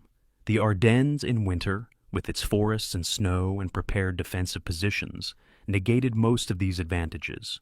Tanks couldn't maneuver freely when forests limited their movement to roads and trails. Speed mattered less when defenders were dug in and waiting rather than retreating in disorder. Its firepower was less decisive when targets were hidden in foxholes rather than exposed in the open. German tank commanders understood these limitations but had no alternative tactics to employ because the offensive required breakthrough, and breakthrough required armor, and armor had to be committed despite tactical disadvantages. The result was a series of engagement where German tanks achieved local successes, but couldn't exploit those successes into operational breakthrough, where each advance cost tanks that couldn't be replaced and achieved gains that couldn't be sustained. Martinez sat in his foxhole after the engagement ended and tried to process what had happened. He had killed 5 men, the crew of the Panzer IV he had destroyed, men he had never met and would never know anything about, except that he had killed them with a weapon that weighed 13 pounds and cost approximately $100 to manufacture. Combat produced these moments of dissociation where the enormity of what you had done collided with the mundane reality that you were still alive, still in a foxhole, still responsible for doing it again if more German tanks appeared. Collins was vomiting in the corner of their position, overcome by adrenaline crash and fear and the reality of combat that training could never adequately prepare you for. Martinez let him finish and then made Collins drink water and check their remaining rockets. 2 left, enough for 1 more engagement if they were lucky, insufficient if German armor returned in force. All other soldiers along the defensive line were having similar experiences, processing combat, accounting for losses, redistributing ammunition, preparing for the next attack that might come in an hour or a day or never. This was warfare as it actually existed, rather than how it appeared in training films or news reports. Brief moments of terrifying intensity separated by longer periods of cold and exhaustion and anticipation of what might come next. The eastern perimeter had held. German armor had been stopped. But everyone understood That stopped didn't mean defeated, that German commanders would analyze this engagement and plan the next assault differently. All that the defense would be tested again and again until either the defenders broke, or relief forces arrived, or ammunition ran out, or some other variable changed the fundamental equation of the siege. Martinez cleaned his bazooka and waited for whatever came next. December 19th, 1944. England. Captain Robert Hayes stood on the tarmac at an airfield in southern England and watched ground crews loading supplies into 241 C-47 transport aircraft, the largest supply drop operation mounted in the European theater and possibly the most dangerous. The mission was simple in concept and nearly suicidal in execution. Fly to Bastogne through winter weather and German-controlled airspace, descend to 800 feet above ground level to ensure accurate delivery, that drop supplies to the surrounded garrison, and return before German fighters or anti-aircraft artillery destroyed too many aircraft to make the operation sustainable. Hayes had flown transport operations since 1943, delivering paratroopers to Sicily and Normandy, evacuating wounded from forward airstrips, supplying isolated units. This would be his 47th combat mission. The cargo manifest for his aircraft listed ammunition, medical supplies, and concentrated rations. Total weight 4,800 pounds, distributed in bundles that would be pushed out the cargo door when they reached the drop zone. Weather forecasts predicted partial cloud cover with visibility reduced by snow. German anti-aircraft capabilities around Bastogne included 88mm flak guns that could reach aircraft at operational altitude, and 40mm Bofors that were deadly against low-flying transports.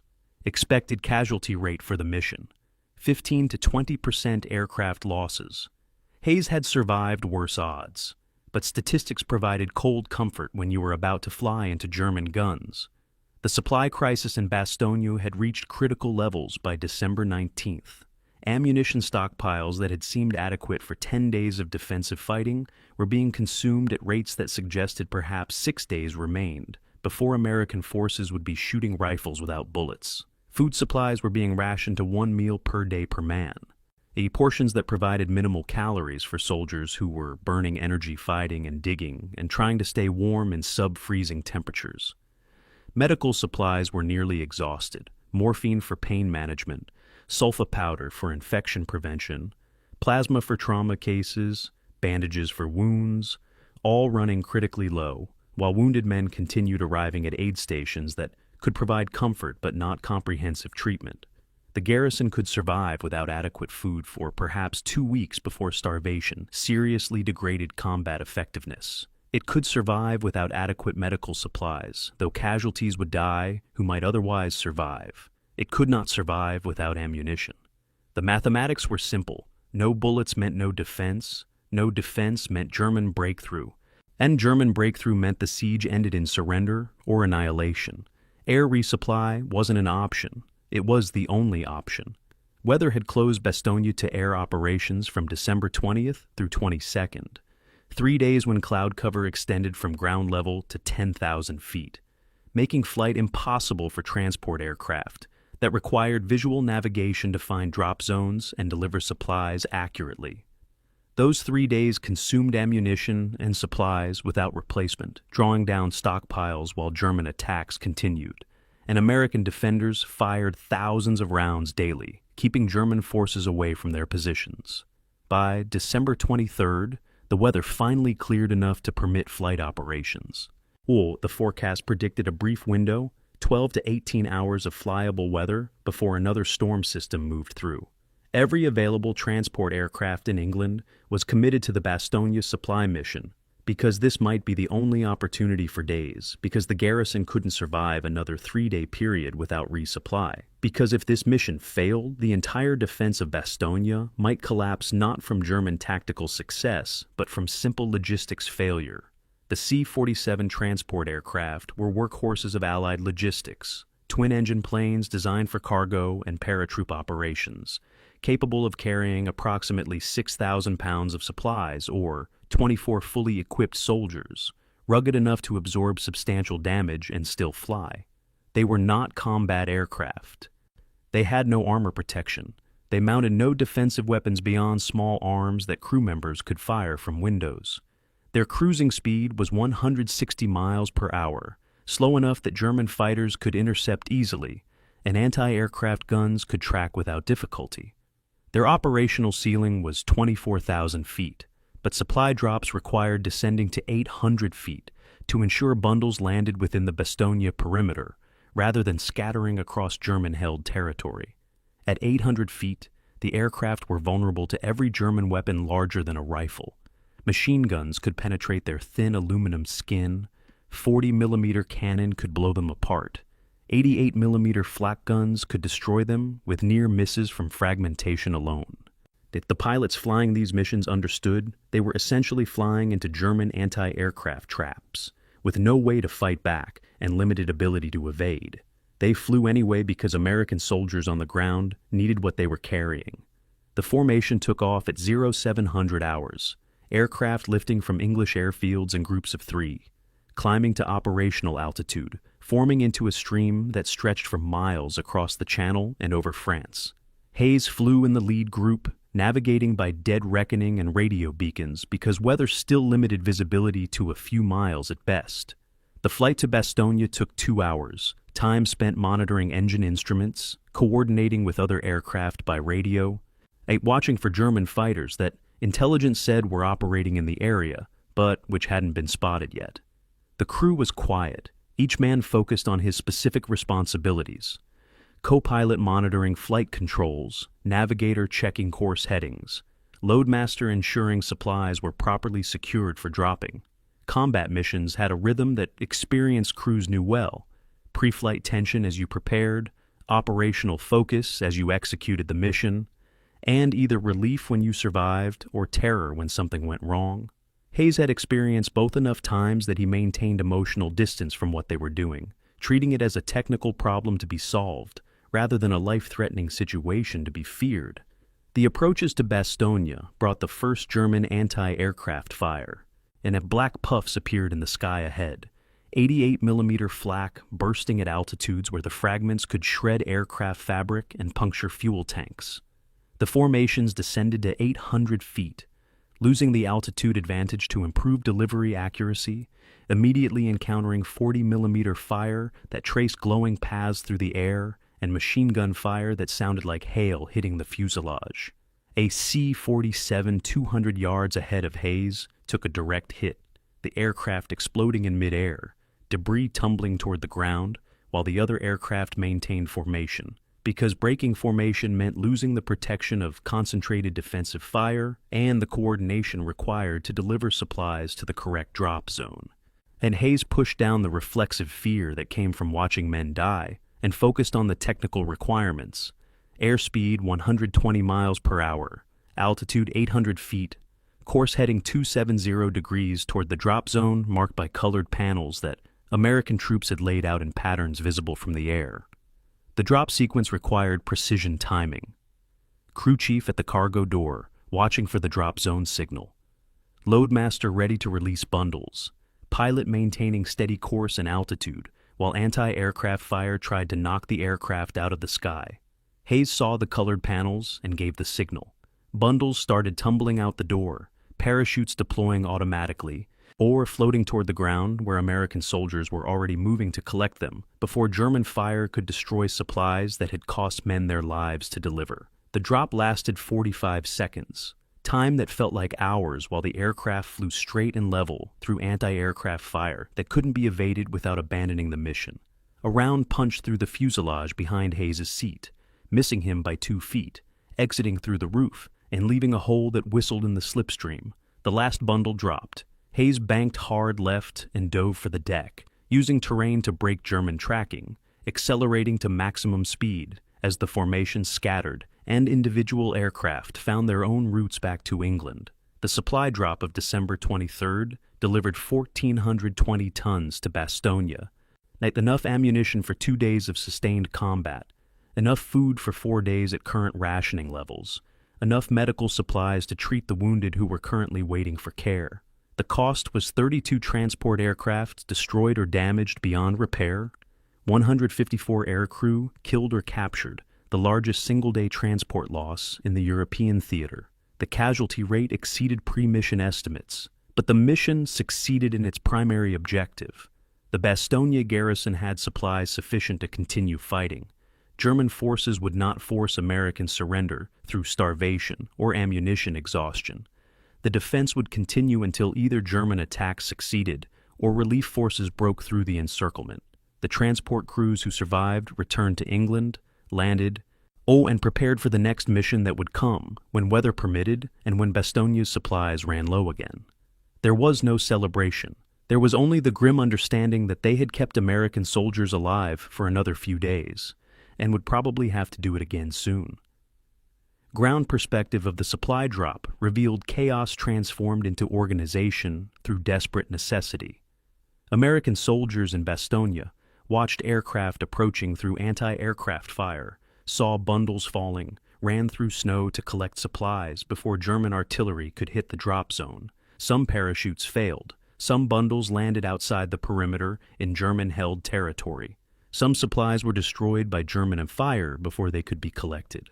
But most reached American hands, were carried to distribution points, were issued to units that desperately needed what they contained.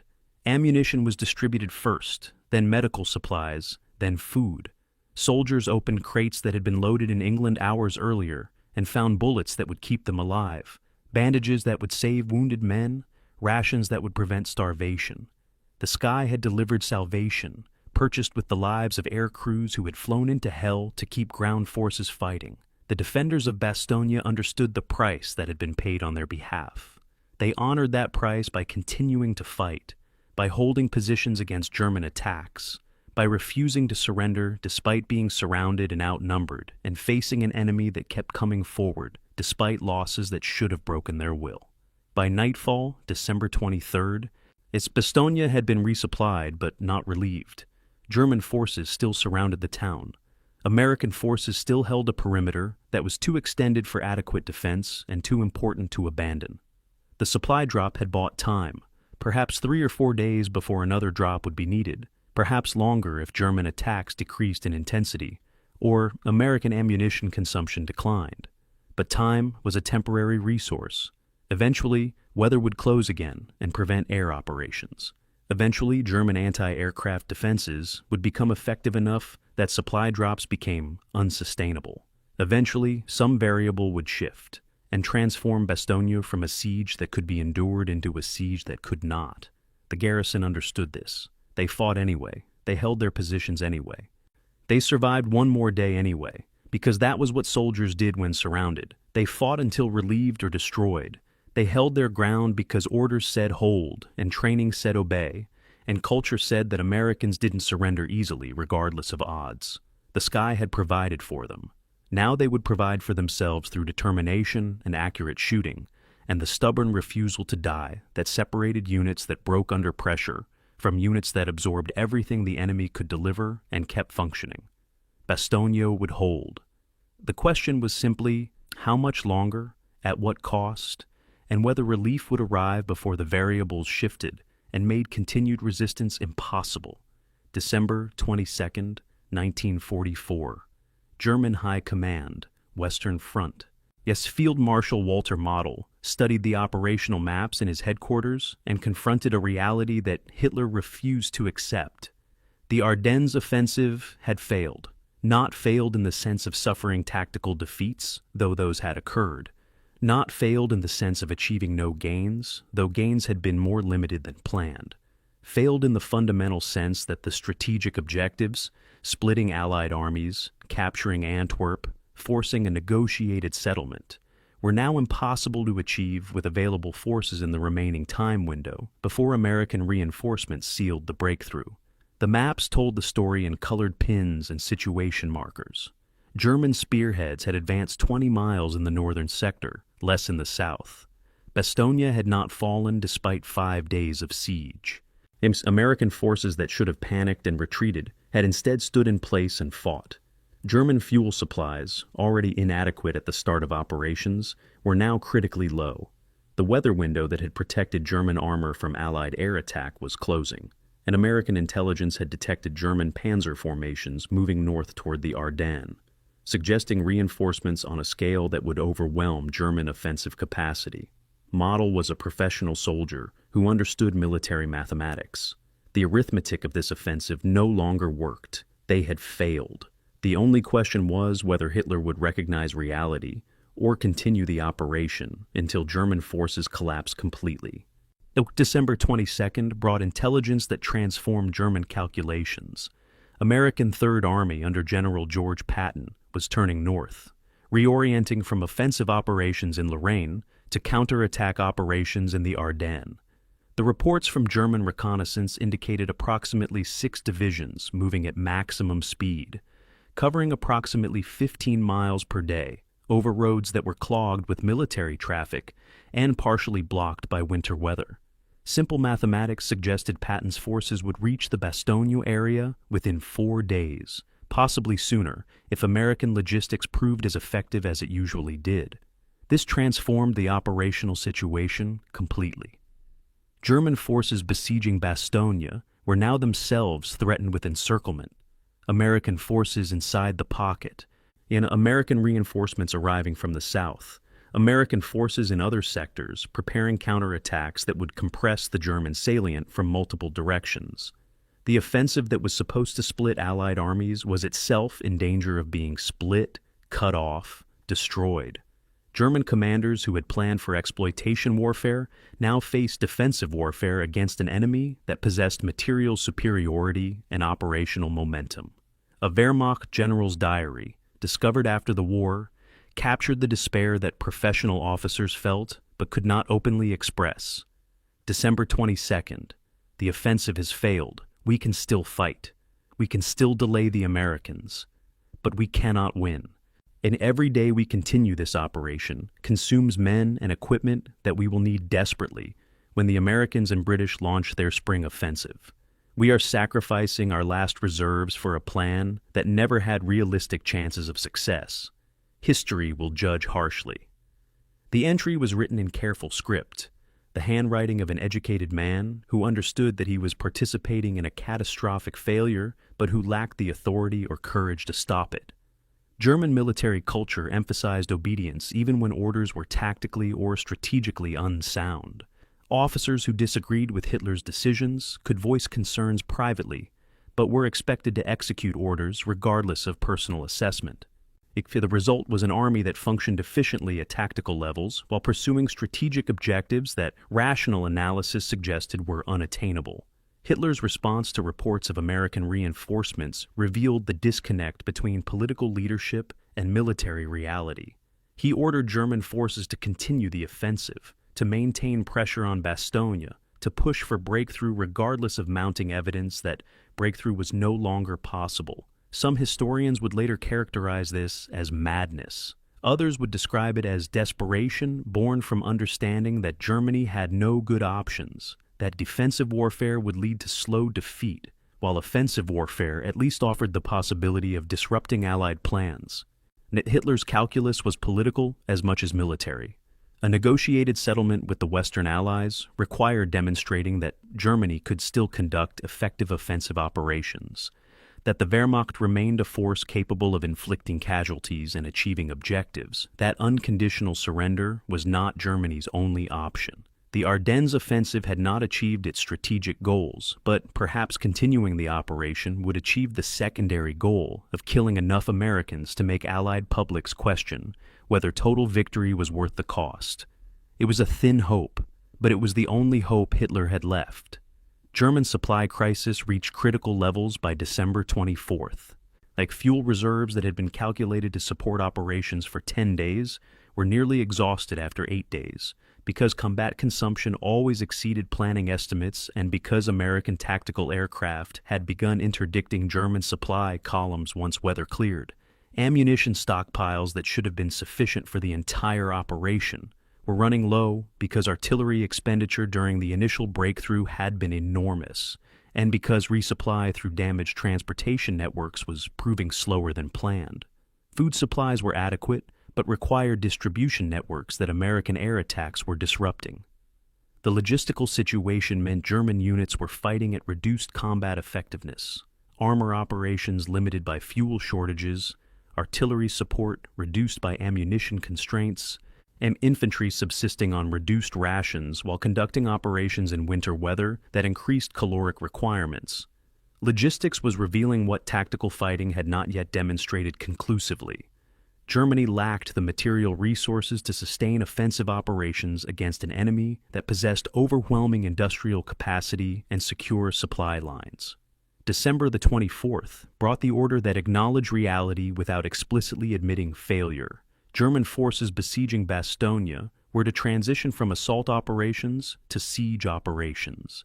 They would maintain positions around the American perimeter, but would not conduct major attacks designed to achieve breakthrough. Artillery would continue firing to prevent American forces from relaxing, but infantry and armor would be conserved for defensive operations that would become necessary when American relief forces arrived. The order was tactically sensible. Why waste forces assaulting a position that could be contained while German strength was applied elsewhere? Strategically, it was an admission that Bastogne would not fall, that American forces inside the pocket had held long enough to force German commanders to abandon attempts at capturing the town through direct assault. For the 82nd and 101st Airborne Divisions holding Bastogne's perimeter, the December 24th order wouldn't be known immediately. They would only experience its effects, German attacks becoming less frequent, artillery fire continuing but armor assaults ceasing, the siege continuing but its intensity declining. A relief was coming. They just needed to survive a few more days. Gavin received intelligence about Patton's relief force through radio communications that had been intermittent throughout the siege, but which were improving as American signal units established better communications networks. The message was simple: hold for 48 hours. Relief is approaching from the south. Be prepared to transition from defense to offense once link-up occurs. 48 hours, 2 days. The garrison had ammunition for perhaps 4 days of sustained combat, food for 3 days at current rationing, medical supplies sufficient to treat casualties if casualty rates didn't increase dramatically. 48 hours was achievable. Surviving 2 more days was possible. The defenders had endured 8 days surrounded, had repelled German attacks, and had maintained unit cohesion despite casualties and cold and the constant pressure of siege warfare. 2 more days seemed manageable. The psychological impact of knowing relief was approaching transformed the garrison's morale. Men who had been fighting with grim determination now fought with cautious optimism. Unit commanders who had been calculating how long their supplies would last now calculated how they would coordinate with relief forces. Staff officers who had been planning final defensive positions now planned offensive operations. German attrition rates by December 24th revealed the cost of 8 days of offensive operations. Approximately 60,000 German casualties, killed, wounded, captured, or missing.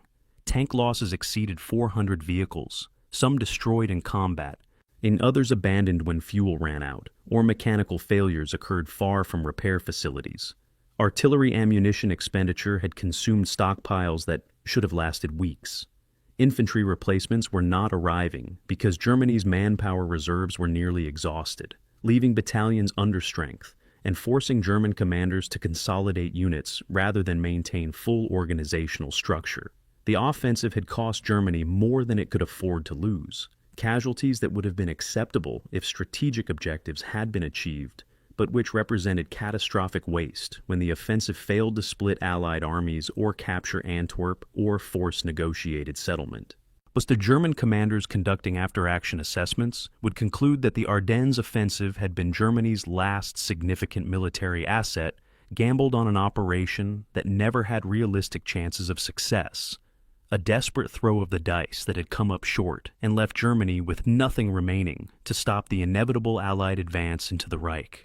Strategic geography by December 24th showed the limits of German achievement. The deepest German penetrations had reached approximately 20 miles beyond the initial front lines, creating a bulge in Allied positions that gave the campaign its popular name, but which had not achieved breakthrough into Allied rear areas. The Meuse River, which German planners had designated as the first-day objective for lead elements, remained 65 miles from the deepest German spearheads, Antwerp, the ultimate objective that would have split Allied armies and disrupted logistics, was 100 miles away and protected by multiple American and British divisions that were now moving to contain the German advance. The offensive had created tactical complications for Allied operations, but had not achieved strategic disruption. It had killed approximately 19,000 Americans and wounded 47,000 more, substantial casualties that represented the largest American losses in any single campaign during the European War. But American replacement systems were functioning. Reinforcements were arriving from the United States. Industrial production continued at rates that Germany could not match. The casualty exchange ratio favored neither side decisively enough to change the fundamental strategic balance. Germany was still losing the war. The Ardennes offensive had simply made that losing process more expensive in blood for everyone involved. Model looked at the maps one final time and prepared the situation reports that would go to Berlin. The reports would be honest about German positions and tactically accurate about current operations. They would not state explicitly what Model believed to be true, that the offensive had failed, that relief of Bastogne was imminent, that German forces would soon be fighting defensively rather than offensively, and that Hitler's last great gamble had achieved nothing except consuming the reserves that Germany would desperately need when Allied forces launched their spring offensive and pushed into Germany itself. The war continued, but for Germany, the Ardennes offensive marked the transition from hoping for military miracles to simply trying to survive the final destruction of the Reich. December 26, 1944, 4:47 p.m. Southern approach to Bastogne.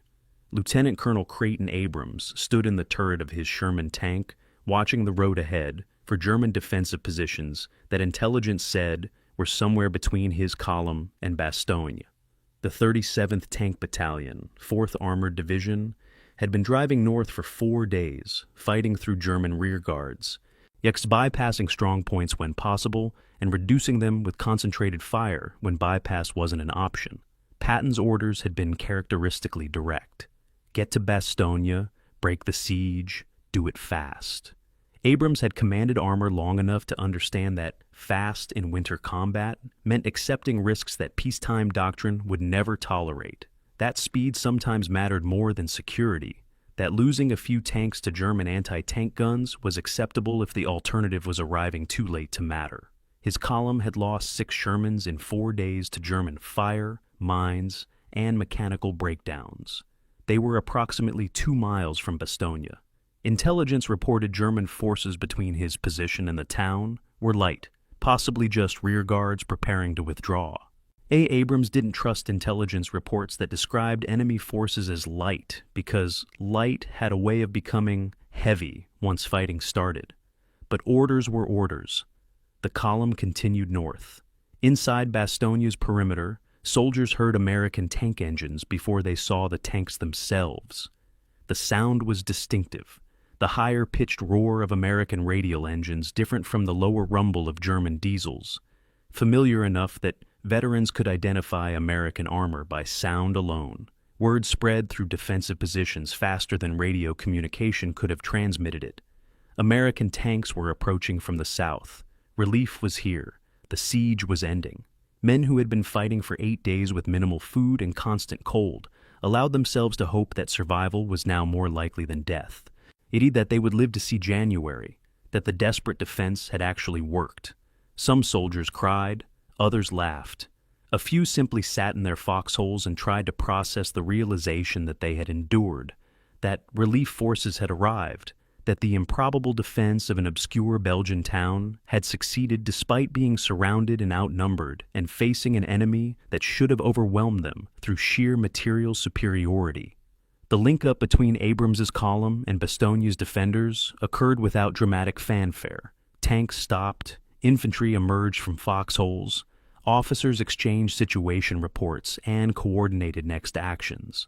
The professional business of war continued because relief didn't mean the fighting was finished, only that the immediate crisis had passed. German forces were withdrawing, but not defeated. If American forces needed to expand the corridor connecting Bastogne to friendly lines, needed to bring in supplies and reinforcements, needed to transition from defensive operations to offensive operations that would push German forces back and eliminate the threat to the town permanently. Gavin met with Abrams and other relief force commanders to coordinate the next phase. The 82nd would maintain defensive positions on the northern perimeter, while 4th Armored Division expanded the corridor southward. Additional American divisions would attack into the German-held territory to compress the Bulge and cut off German forces that remained committed to forward positions. The statistics of survival told the story of what the garrison had endured. The 82nd Airborne had suffered 376 killed in action during the Bastogne siege, men who had died holding defensive positions, operating anti-tank weapons, coordinating artillery fire, conducting patrols, doing the 1,000 dangerous tasks that defensive combat required. 1,914 wounded, injuries ranging from minor shrapnel wounds to catastrophic trauma that required immediate evacuation and surgery. Approximately 200 missing, men who had been captured when positions were overrun, killed in circumstances where bodies couldn't be recovered, or simply lost in the confusion of combat where record-keeping became impossible. Total Bastogne garrison casualties from all American units exceeded 3,000 for 8 days of siege warfare, and German casualties in attacks on the Bastogne perimeter exceeded 8,000 killed and wounded, testament to the effectiveness of American defensive fire and the high cost of assaulting prepared positions, even when attackers possessed numerical superiority. German withdrawal from the Bastogne perimeter began gradually on December 26th, units pulling back to new defensive lines rather than attempting to hold positions that were now untenable with American relief forces arriving in strength. The withdrawal was professionally executed, rear guards covering the movement of main forces, artillery providing suppressing fire to prevent American pursuit, engineers destroying bridges and blocking roads to delay American advance. German commanders understood they had failed to take Bastogne and now needed to preserve whatever forces they could for defensive operations that would determine whether German armies in the West could maintain a coherent defensive line or whether Allied forces would achieve complete breakthrough. The withdrawal transformed the tactical situation completely. American forces that had been besieged defenders now became part of a larger counteroffensive, the siege that had defined their experience for 8 days, now becoming just one phase of a larger campaign that would continue through January as American forces pushed German armies back to starting positions and beyond. Within 24 hours of link-up, American reinforcements flooded into Bastogne, 20,000 additional troops from multiple divisions, now armor assets that transformed the garrison from infantry-heavy to combined arms-capable, artillery that provided fire support for offensive operations, logistics units that established supply lines to sustain operations without dependence on airdrops. The transformation of Bastogne from besieged garrison to offensive staging area happened with remarkable speed because American logistics systems functioned efficiently even when operating under combat conditions. Trucks carrying ammunition and supplies rolled through the southern corridor that 4th Armored had opened. Engineers repaired roads that German artillery had damaged. Medical units established proper facilities to treat the wounded who had been subsisting on minimal care in improvised aid stations. The American capacity to mobilize resources and apply them rapidly to changing tactical situations represented a significant advantage over German forces that were struggling with supply lines that had been interdicted and logistics systems that were collapsing under pressure of sustained operations. The 82nd Strength on December 26th stood at approximately 9,000 combat-effective troops, down from the 11,500 who had deployed to Bastogne. The casualties had reduced every regiment's strength, forced consolidation of companies that were too understrength to operate effectively, eliminated experienced leaders who couldn't be replaced with personnel of equal capability. But the division remained combat effective, capable of offensive operations, all still functioning as a coherent organization, despite losses that would have broken less well-trained units. The paratrooper culture of the 82nd emphasized adaptability, independent operations by small units, confidence that came from surviving multiple combat jumps and ground campaigns. These cultural factors transformed statistical losses into manageable degradation rather than catastrophic collapse. Units absorbed replacements, trained them quickly in essential skills, incorporated them into existing teams with efficiency that came from having done this before in Sicily and Normandy and Holland. Private Johnson stood in his foxhole on the northern perimeter and watched supply trucks rolling into Bastogne from the south. 8 days earlier, he had been writing letters home and hoping the war might be finished soon. Now he was a siege veteran with a combat infantry badge, a Purple Heart for a shrapnel wound that had been minor enough to treat in place, and the knowledge that he had survived something that would define the rest of his life. He didn't feel heroic. He felt exhausted, cold, and grateful to be alive when so many men he had known were dead.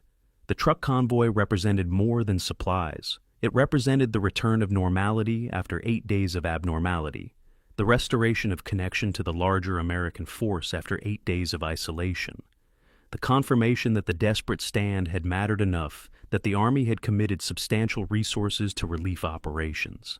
Johnson pulled his jacket tighter against the cold and waited for whatever came next. The siege was over, but the war continued. Yeah, and he would continue with it, because that was what soldiers did. They survived one crisis and then prepared for the next, until eventually the war ended, or they died, trying to see it through to conclusion. Gavin's after-action assessment would later characterize the Bastogne defense as successful because it achieved its primary objective, preventing German forces from using the road network to exploit their breakthrough westward. The defense had cost 376 82nd Airborne soldiers killed and nearly 2,000 wounded. It had consumed enormous amounts of ammunition and supplies. It had required supply drops that cost transport crews significant casualties. But it had held. German forces had not captured Bastogne. They had not opened the roads they needed for exploitation. They had been forced to transition from offensive to defensive operations without achieving strategic objectives. The siege had succeeded in military terms. Whether that success justified the cost in human lives was a question Gavin would struggle with for the rest of his life, a question every commander faces when tactical victory comes at the price of men under their command. The relief had arrived, the defenders had survived, the strategic situation was shifting in American favor, and somewhere in the frozen forests around Bastogne, the bodies of American and German soldiers lay in the snow, all a testament to the price both sides had paid. For a campaign that would be remembered as Germany's last great offensive and America's desperate successful defense against an enemy that had achieved complete surprise and nearly won before determination and logistics and simple stubborn courage had turned the tide. December 27th, 1944. Dawn, Northern Sector, Bastogne. Major Robert Cole stood in the snow, studying a map of terrain his battalion would attack within the hour. Terrain that had been German-held for 8 days, and would now become contested ground as American forces transitioned from defense to offense. The 82nd Airborne's 3rd Battalion had spent the siege holding defensive positions on the northern perimeter, repelling German probes and assaults, and watching men die in foxholes that had become graves. Now they would advance, moving north toward villages with unpronounceable Belgian names, clearing German rear guards from forests and farmland, reclaiming ground that German forces had taken during their initial breakthrough. Cole had commanded infantry in 3 campaigns before this. He understood that attacking was different from defending, that soldiers who had survived by staying in foxholes now had to move across open ground where German artillery could find them, where German machine guns could cut them down, where the advantage shifted from defenders who knew every inch of their terrain to attackers who were advancing into uncertainty. His men were exhausted from 8 days of siege warfare. They were under strength from casualties. They were about to discover whether determination that had sustained them through defensive combat would carry them through offensive operations against an enemy that was withdrawing but not defeated. The attack began with artillery preparation, American guns that had been positioned during the siege now firing on German positions identified by reconnaissance patrols and aerial observation. 155mm howitzers and 105mm guns hammered suspected German strongpoints, attempting to suppress defensive fire and destroy positions before American infantry advanced. The barrage lasted 20 minutes, shorter than doctrine recommended, but adequate for immediate tactical requirements, given that German forces were withdrawing rather than preparing extended defense. At 0700 hours, the artillery lifted and infantry moved forward in the company columns, advancing through snow that was knee-deep in places and frozen hard in others, moving through forests where visibility was limited and where German rear guards could be waiting behind any tree line. The advance was methodical rather than rapid, squads moving by bounds with covering fire, platoons coordinating movement to maintain cohesion, companies staying in radio contact with battalion headquarters that tracked progress and adjusted supporting fire as needed. German resistance materialized 200 yards into the advance when a well-camouflaged machine gun position opened fire on the lead platoon. The American advance halted instantly, men dropping into whatever cover existed, returning fire at muzzle flashes that were difficult to pinpoint in the forest. Cole called for mortar support, giving approximate coordinates because precision wasn't possible when you couldn't see the target clearly. 60mm mortar rounds started falling 30 seconds later, walking across the suspected German position until one round landed close enough that the machine gun fire stopped. The advance continued. 300 yards further, another German position. This time, a platoon-sized force defending a small village, firing from windows and doorways, forcing American forces to clear buildings individually in close quarters. Combat that was slow and dangerous and costly. By mid-morning, Cole's battalion had advanced less than a mile, and clearing 3 villages and eliminating approximately 40 German soldiers who had stayed behind to delay the American advance while their units withdrew to new positions. A soldier being wounded during the advance experienced a different calculus than casualties during defensive operations. In defense, wounded men could be evacuated from foxholes to aid stations with relative safety because evacuation routes were known and protected. In offense, wounded men fell in exposed positions where retrieving them meant additional soldiers exposing themselves to fire. Private Marcus Williams watched a man from his platoon take a bullet through the leg during a firefight in a village street, saw him fall and try to crawl to cover while German fire continued from a building 50 yards away. Williams and another soldier ran forward under covering fire from their squad, grabbed the wounded man under his arms, and dragged him to a doorway while bullets cracked past close enough to feel the shock waves.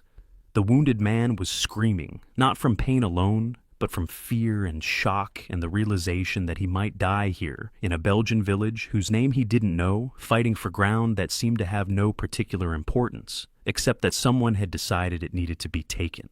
Williams applied a pressure bandage to the leg wound, gave the man morphine from his aid kit, and left him in the doorway for medics to collect, while the attack continued, because stopping meant losing momentum, and losing momentum meant giving Germans time to establish better defensive positions. Yet German delaying tactics revealed professional competence despite strategic failure. Rearguard forces didn't attempt to hold positions indefinitely against superior American forces. They fired until American forces brought overwhelming firepower to bear, then withdrew to the next defensive position where the process repeated. They destroyed bridges that American engineers would have to repair before vehicles could advance.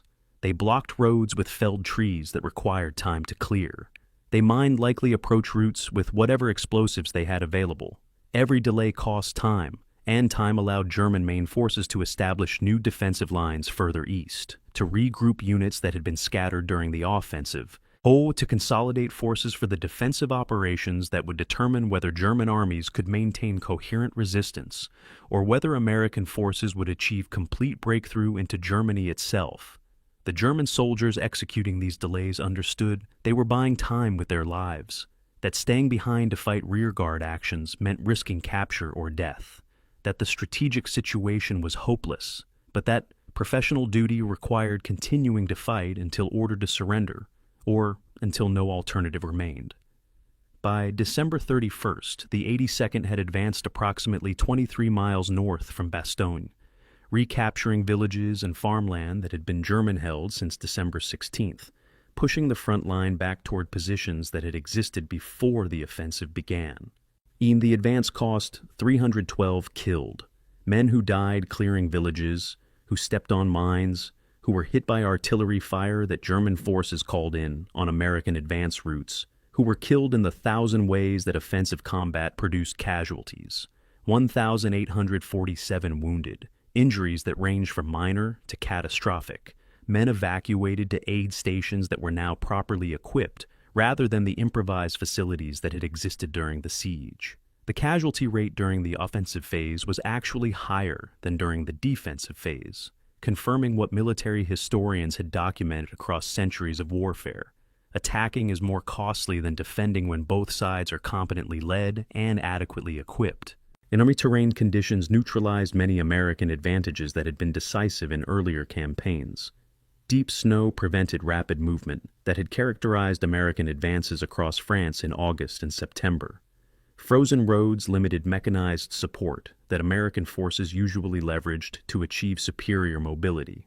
Limited visibility from winter weather reduced the effectiveness of American air superiority, preventing close air support missions that would have suppressed German defensive positions and interdicted German supply lines.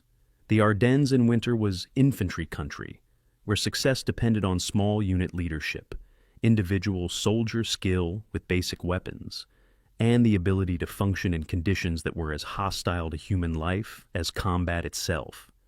American technological advantages in armor, artillery, and air power still mattered, but mattered less than they would have in summer conditions with clear weather and dry ground.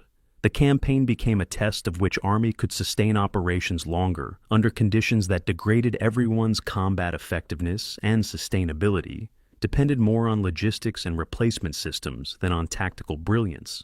German equipment losses during the withdrawal became visible to American forces advancing through areas where German forces had been positioned. Abandoned tanks that had run out of fuel and been destroyed by their crews rather than left intact for American recovery.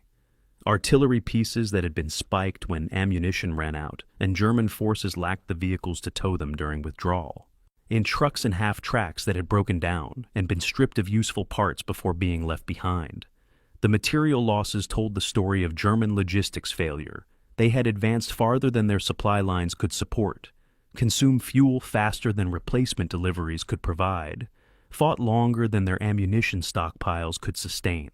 American forces recovering this equipment sent intelligence reports documenting the scale of German losses, information that confirmed what operational analysis suggested. Germany's last great offensive had consumed the mobile reserves that would have been needed to defend against Allied spring offensives, leaving German forces critically weakened at the moment when Allied industrial advantage was producing replacement equipment and personnel at rates Germany could not match. An American reinforcement flow during late December exceeded 40,000 troops per week arriving from the United States and England, replacements who were distributed to units that had suffered casualties during the Ardennes campaign. The 82nd received approximately 3,000 replacements during January. New soldiers who had completed basic training but lacked combat experience, men who needed to be integrated into existing squads and platoons, and taught the practical skills that separated survivors from casualties. Veteran soldiers who had survived the siege found themselves teaching replacements, lessons learned through experience, how to dig proper foxholes in frozen ground, how to identify German weapon sounds by audio signature, how to move under fire without panicking, how to function on minimal sleep and inadequate food while maintaining combat effectiveness. The replacement integration process was never perfect. Some replacements learned quickly and became effective soldiers. Others struggled and became casualties before gaining sufficient experience to survive. But the process functioned well enough that American units maintained combat effectiveness despite continuous casualties, while German units suffered similar casualties without adequate replacement flows and gradually degraded toward ineffectiveness. Cole's battalion established defensive positions on December 31st in a village they had captured after 6 hours of close quarters fighting that left 15 Americans dead and 40 wounded. The village was strategically insignificant, a cluster of farm buildings surrounding a church, a population perhaps 300 before the war evacuated most civilians to safer areas. But the village sat astride a road that connected German defensive positions, and roads mattered in winter warfare, where movement off roads became nearly impossible in deep snow. Holding the village meant controlling the road. Controlling the road meant German forces would have difficulty coordinating defensive operations in this sector. So, American soldiers who were exhausted from 4 days of continuous offensive operations dug new foxholes, established defensive positions, and prepared to hold ground. They had taken because holding was as important as taking, because every yard of Belgian territory reclaimed from German control represented progress toward ending the war, born toward the day when they could finally go home and try to rebuild lives that had been interrupted by years of combat. Cole walked the perimeter checking positions, talking briefly with soldiers who looked at him with the exhausted trust that combat soldiers give to officers who have led them through multiple engagements and kept them alive when death was the more likely outcome. He didn't give inspirational speeches. He simply confirmed that defensive positions were adequate, that ammunition was distributed, that wounded had been evacuated, that the administrative details of warfare were functioning. Tomorrow they would advance again. More villages would need to be cleared. More Germans would resist and then withdraw. More Americans would die, taking ground that might or might not be strategically significant, but which needed to be taken because orders said advance, and advancing was what infantry did, regardless of whether individual soldiers understood the strategic rationale. The exploitation phase continued. The 82nd advanced, and behind them, stretching back to Bastogne and beyond, a trail of frozen foxholes and burned-out vehicles and hastily marked graves documented the price American forces were paying to push German armies back toward the Reich, and the final battles that would end the war in Europe. December 19th, 1944. SHAF headquarters, Versailles, France. That's General Dwight Eisenhower stood before a wall-size map of Western Europe, dotted with unit markers representing the largest concentration of military force ever assembled on a single front. Over 600,000 American troops, 80,000 British troops, and facing them, approximately 130,000 German soldiers committed to Hitler's last desperate offensive. The map showed the Ardennes Bulge in stark visual terms. A German salient protruding 40 miles into Allied lines, threatening to split American forces and disrupt the entire operational plan that was supposed to push into Germany and end the war by spring. Eisenhower's command style emphasized coordination over personal heroics, logistics over dramatic gestures, the unglamorous work of ensuring that 3 million Allied soldiers in Western Europe had the supplies, reinforcements, and coordination they needed to function as a unified force rather than a collection of competing national armies. The Ardennes crisis tested that coordination in ways that normal offensive operations never had. German breakthrough had surprised everyone. Now the question was whether Allied response could be swift enough and powerful enough to not just contain the German offensive, but destroy it, transforming Hitler's gamble into a catastrophic loss that would shorten the war rather than prolonging it. The strategic response Eisenhower ordered on December 19th consisted of 3 coordinated elements that would compress the German salient from multiple directions simultaneously. The 1st Army under General Courtney Hodges would hold the northern shoulder of the Bulge, preventing German forces from expanding their breakthrough northward toward key supply depots and communication nodes. 3rd Army under General George Patton would pivot from offensive operations in Lorraine and drive north toward Bastogne, relieving the garrison and attacking into the southern flank of the German salient. British and American forces in reserve would prepare to attack the western tip of the German advance, stopping German armor before it could reach the Meuse River and exploit into Allied rear areas. The plan required coordinating movements of multiple army groups, redirecting logistics flows that had been supporting operations across a 500-mile front, almost shifting ammunition and fuel priorities to support counteroffensive operations rather than the broad advance that had been planned before the German attack. It was precisely the kind of large-scale operational coordination that defined modern warfare, where success depended less on battlefield heroics than on staff work and logistics, and the unglamorous competence that kept vast military organizations functioning under extreme pressure. The decision to place Field Marshal Bernard Montgomery in temporary command of American forces on the northern sector became one of the war's most controversial command arrangements. Eisenhower made the decision based on practical considerations. Montgomery commanded British forces that were positioned to support operations on the northern shoulder. Communication lines ran through British-controlled areas. Awe and temporary unity of command would simplify coordination during the crisis phase.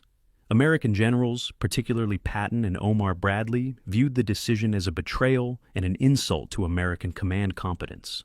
Montgomery's subsequent public comments, suggesting that British intervention had saved American forces from disaster, poisoned Allied command relationships, and created tensions that would persist through the end of the war. The controversy revealed the complexity of coalition warfare, where national pride and inter-service rivalries could complicate operational decisions, where the best military solution might not be the best political solution. In where Eisenhower's role required balancing military effectiveness against the political reality that American public opinion would not tolerate British commanders claiming credit for American battlefield success. Strategic timeline calculations showed that time favored the Allies more than the Germans, despite German initial successes. American industrial production was generating approximately 1,000 tanks per month, 3,000 trucks per week, ammunition at rates that exceeded consumption even during intensive combat operations. German production had declined to approximately 500 tanks per month, constrained by raw material shortages, strategic bombing disruption, and the loss of industrial facilities in occupied territories. American replacement pipelines were delivering 40,000 trained soldiers per week to European theater, enough to replace casualties and expand existing units. German replacement systems were scraping together whatever manpower remained. Teenagers from the Hitler Youth, older men from Volkssturm units, convalescent soldiers returning to duty before fully recovered. Every week the war continued, shifted the balance more decisively in Allied favor, because American capacity to replace losses exceeded German capacity by margins that made prolonged warfare unsustainable for Germany. German commanders understood this arithmetic. They had gambled on achieving decisive breakthrough before American advantages could be brought to bear. They had failed. Now they faced the consequences of fighting an attritional war against an enemy that could afford attrition indefinitely. Logistics officer perspective revealed the extraordinary challenge of supporting over 1 million American troops conducting offensive operations in winter conditions. Daily ammunition consumption during intensive combat operations exceeded 4,000 tons, requiring continuous rail and truck delivery from ports in France to forward supply dumps. Food requirements exceeded 2,000 tons daily, though combat conditions often prevented hot meals from reaching frontline units that subsisted on cold rations and whatever they could forage. Fuel consumption for vehicles exceeded 1 million gallons daily, necessitating dedicated pipelines and tanker truck convoys that were themselves vulnerable to German air attack when weather permitted Luftwaffe operations. Medical supplies, winter clothing, replacement parts for vehicles and weapons all required dedicated logistics systems that functioned despite winter weather that closed roads, despite German artillery that interdicted supply routes, despite the simple friction of trying to deliver material to units that were constantly moving, and whose exact positions weren't always known to rear area supply personnel. The logistics achievement of sustaining American counteroffensive operations in the Ardennes represented organizational competence that was less dramatic than battlefield combat, but equally essential to operational success. The broader counteroffensive strategy aimed not just to restore the front lines, but to destroy German forces that had been committed to the offensive. Eisenhower's guidance to subordinate commanders emphasized that restoring territorial boundaries was secondary to inflicting maximum casualties on German forces that could not be easily replaced. The goal was a pincer movement, Third Army attacking from the south, First Army attacking from the east, British and American forces attacking from the west, compressing German forces in the salient until they either withdrew in disorder or were encircled and destroyed. Achieving this required coordination among multiple armies, precise timing to ensure pincer arms closed simultaneously, and enough combat power to prevent German forces from conducting fighting withdrawal that would allow them to escape encirclement.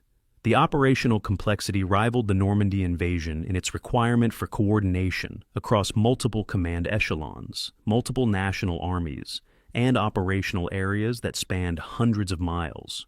German forces by late December numbered approximately 200,000 in the salient, but with significantly degraded combat effectiveness from casualties, fuel shortages, and ammunition constraints. Intelligence estimates suggested German tank strength had been reduced by half through combat losses and mechanical breakdowns, that artillery fire had decreased because ammunition supplies were critically low, and that infantry units were under strength and exhausted from continuous combat without adequate rest.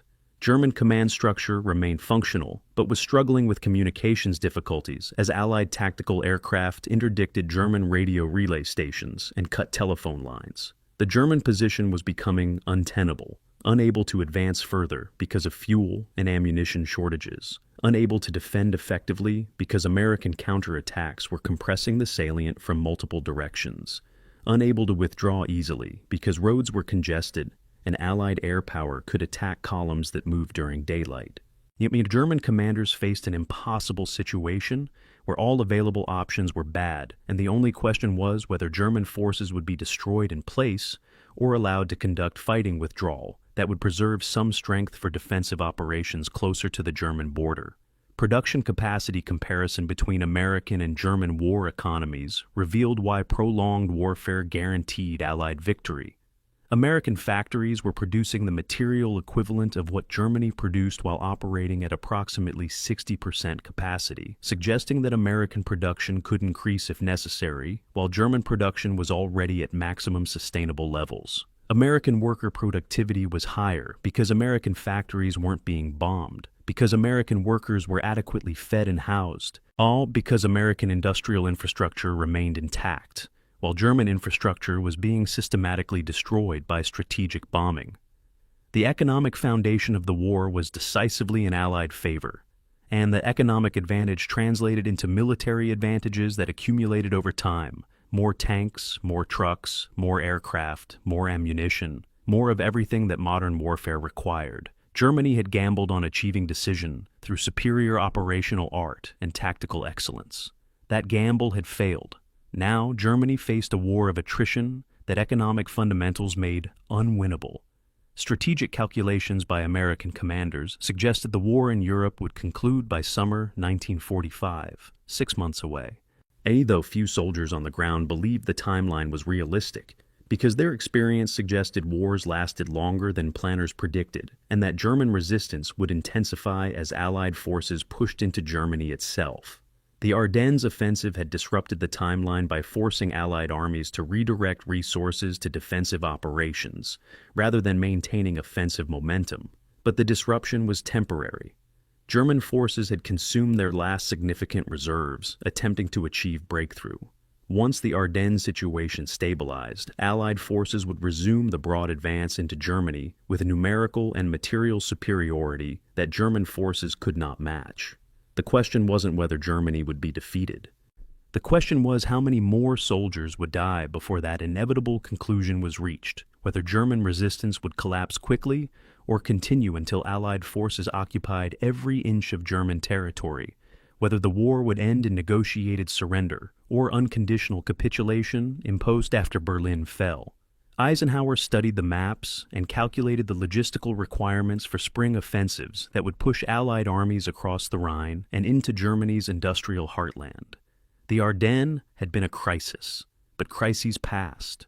And when this crisis passed, American forces would resume the advance that would end the war in Europe. The 82nd Airborne's defense of Bastogne was one piece of a much larger strategic picture. Now, one contribution among thousands to the collective effort that would eventually produce victory. Gavin's paratroopers didn't need to understand the strategic picture. They just needed to hold their positions, advance when ordered, fight effectively in the tactical situations they faced. The strategic coordination was Eisenhower's responsibility. The tactical execution was theirs. And both levels were functioning well enough that the German offensive was being contained and would soon be reversed, transformed from German breakthrough into German catastrophe through the application of superior resources applied with adequate competence across an entire theater of operations. January 1st, 1945, Morning Report, C Company, 1st Battalion, 82nd Airborne. The company clerk typed the daily strength report with hands that shook from cold and exhaustion. 15 men present for duty, 24 total on the roster when you counted the men who were technically assigned to the company, but who were sick with pneumonia, recovering from frostbite, hospitalized with wounds that might or might not heal sufficiently to return them to combat. C Company's authorized strength was 190 men organized into 3 rifle platoons and a weapons platoon. Current reality was a single understrength platoon, commanded by a sergeant, because all the officers were casualties, and a replacement lieutenant was supposedly arriving from the rear echelon, but hadn't appeared yet. Thus, the numbers told a story that was replicated across the division.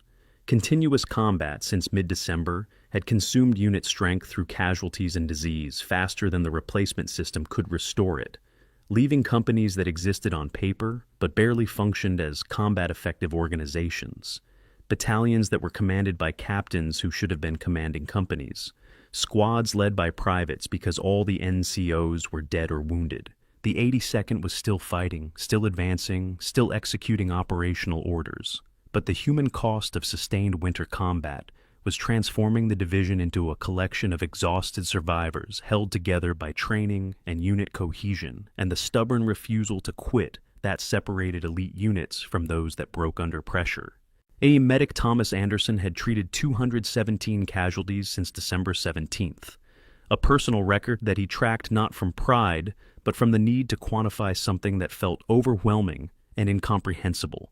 He treated gunshot wounds and shrapnel wounds and burns from white phosphorus grenades. He treated frostbite cases where toes and fingers had frozen solid and required amputation that Anderson performed with a surgical saw in a foxhole because evacuating the patient would have exposed them both to German fire. He treated trench foot, a disease caused by prolonged exposure to cold and wet conditions that rotted flesh and disabled soldiers as effectively as bullets. He treated dysentery from drinking contaminated water and pneumonia from sleeping in frozen foxholes and combat fatigue from psychological stress that manifested as physical symptoms indistinguishable from illness. Anderson had learned that diseases killed as many men as combat in winter warfare, that maintaining basic hygiene was nearly impossible under field conditions, that preventing cold weather injuries required constant vigilance that exhausted men couldn't always maintain. The medical statistics were brutal. Approximately 20% of 82nd casualties during January were non-combat injuries. Men whose bodies had failed under conditions that exceeded human tolerances even when they avoided being shot. A young replacement soldier arrived at the front line on January 2nd with equipment so clean it marked him as someone who had never been in combat. Private David Henderson was 19 years old, had completed basic training at Fort Benning 3 months earlier, had shipped to Europe with a replacement battalion that was supposed to bring depleted units back to full strength. He was assigned to what remained of C Company and given 15 minutes of orientation by Sergeant Crawford before being sent to a foxhole where he would spend his first night in combat, sleeping next to men who looked like they had aged decades in weeks. Henderson asked questions that veterans found simultaneously annoying and poignant. How often did Germans attack? What did you do when artillery started falling? How did you stay warm at night? Any questions that revealed he understood nothing about what he had been thrown into. Crawford answered patiently because he remembered being new once, remembered asking similar questions, remembered other veterans who had taken time to teach him things that training never covered.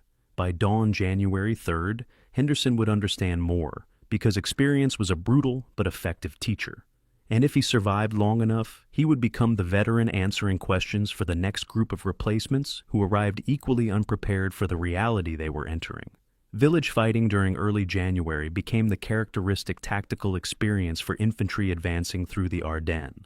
Methodical clearing of buildings, room-by-room searches for Germans who might be waiting with grenades or machine guns, and careful movement through streets where every window could hide a sniper. The fighting was close and personal. Combat at ranges measured in feet rather than yards. Killing that happened face to face rather than at the anonymous distances that artillery provided. Soldiers learned that grenades were more useful than rifles and building clearing, that moving quickly was safer than moving carefully, because hesitation gave defenders time to react, that checking bodies was essential, because Germans who appeared dead sometimes weren't.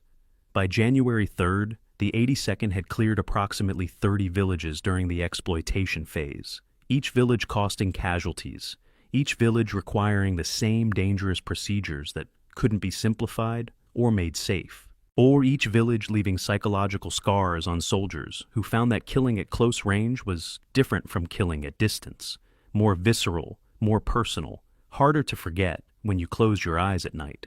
Soldier mail arrived irregularly, delayed by winter weather and operational movement that made it difficult for postal units to locate recipient units that were constantly advancing. When mail did arrive, it was distributed with a ceremony that briefly transformed exhausted soldiers into men who remembered they had lives outside the combat zone, families who were waiting for them, futures that extended beyond the next firefight. Private Johnson received a letter from his mother dated December 10th, written before the Ardennes offensive began, all asking again whether he would be home for Christmas, and including a photograph of his younger sister who had gotten married while he was overseas. Johnson studied the photograph and tried to remember what normal life felt like, what it meant to worry about things like wedding planning and holiday dinners rather than whether you would survive the next German artillery barrage. Other soldiers read letters that conveyed news about births and deaths and job changes and the mundane progression of life that continued in America while they were fighting in Belgium. Some letters were cheerful, relatives writing about victory being near and the war ending soon. Sentiments that seemed absurdly optimistic from a frozen foxhole where the war felt eternal and victory felt uncertain. The letters were treasured anyway because they represented connection to something beyond combat, proof that a world existed where people weren't trying to kill you. Newspapers that reached frontline units reported "victory near" in headlines that contrasted sharply with the reality soldiers experienced daily. The disconnect between official narratives and ground truth became a source of bitter humor among troops who were advancing a few miles per week at substantial cost, while newspapers described the German army as defeated and demoralized. The Germans they were fighting didn't seem defeated. They seemed professional, determined, and perfectly capable of killing Americans who made tactical mistakes. The newspapers talked about rapid advances and collapsing German resistance. The reality was grinding attrition warfare where every village had to be taken through small unit combat, where German rearguards fought effectively even when outnumbered, where progress was measured in yards rather than miles. Soldiers learned to ignore the newspapers, to focus on their immediate tactical reality rather than the strategic narratives that bore little resemblance to their experience. Victory might be nearby, some strategic definition, but from a foxhole where you were cold and hungry and watching for Germans who were trying to kill you, victory felt very distant indeed. Non-combat casualty rates during January revealed the harsh reality of winter warfare. Medical records documented that approximately 20% of 82nd casualties were cold weather injuries or disease rather than combat wounds. They're frostbite-disabled men whose feet or hands had frozen during overnight temperatures that dropped below 0 Fahrenheit. Trench-foot crippled soldiers whose feet had been wet for days, in boots that were designed for temperate climates rather than winter operations. Pneumonia-hospitalized men whose resistance had been weakened by exhaustion and inadequate nutrition and constant exposure to cold. The Army's official medical guidance recommended rotating troops out of frontline positions every 72 hours to prevent cold weather injuries. Operational reality meant men stayed in positions for weeks because there weren't enough troops to maintain rotational schedules while conducting offensive operations. The result was a steady drain of combat effectiveness through injuries and diseases that weren't caused by German action, but which removed soldiers from combat as surely as bullets did. Combat fatigue cases represented the psychological cost of sustained operations under extreme stress. 85 men from the 82nd were hospitalized during January for what the medical establishment called combat fatigue or battle exhaustion. Psychological conditions that manifested as inability to function effectively in combat situations. Symptoms included uncontrollable shaking, inability to sleep, panic reactions to normal combat stimuli, dissociation from immediate surroundings. The condition was poorly understood by medical personnel who had limited training in psychological trauma. Treatment usually consisted of sedation, that rest in rear area hospitals, and hope that time away from combat would allow soldiers to recover sufficiently to return to duty. Some recovered, others didn't. The Army's official position was that combat fatigue represented temporary breakdown rather than permanent disability, that most soldiers could return to duty after adequate rest. The reality was more complex. Some men never recovered fully.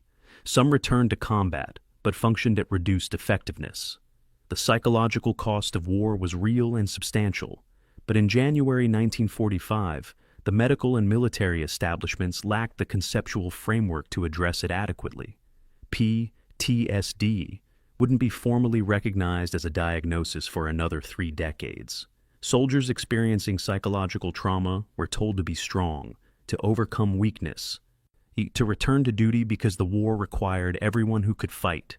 Ammunition consumption during the exploitation phase exceeded planning estimates because combat intensity varied unpredictably, and because American doctrine emphasized using firepower to suppress enemy positions rather than exposing infantry to unnecessary risk. Rifle companies fired an average of 2,000 rounds daily during active combat operations, though some days saw consumption spike to 5,000 rounds when companies encountered strong German resistance. Mortar sections expended their basic load within hours when supporting major attacks, requiring emergency resupply that strained logistic systems already operating near capacity. Machine gun ammunition consumption exceeded 10,000 rounds per gun during intensive firefights. Artillery batteries fired their daily allocation of shells in sustained fire missions, and then had to ration remaining ammunition for emergency missions. The logistics of keeping American units supplied with adequate ammunition was a continuous challenge that required truck convoys running constantly between forward supply dumps and frontline units, convoys that were themselves vulnerable to German artillery, and that sometimes arrived to find the units they were supposed to supply had already moved forward to new positions. Food and supply situation improved significantly after Bastogne was relieved, but distribution remained problematic because combat operations made regular meal schedules impossible. Hot food was supposed to be delivered daily from field kitchens in the rear echelon. And reality was that many units received hot meals 2 or 3 times per week when operational tempo permitted, subsisting otherwise on K rations and C rations that provided adequate calories but minimal variety, and which had to be eaten cold because heating them risked revealing positions to German observers.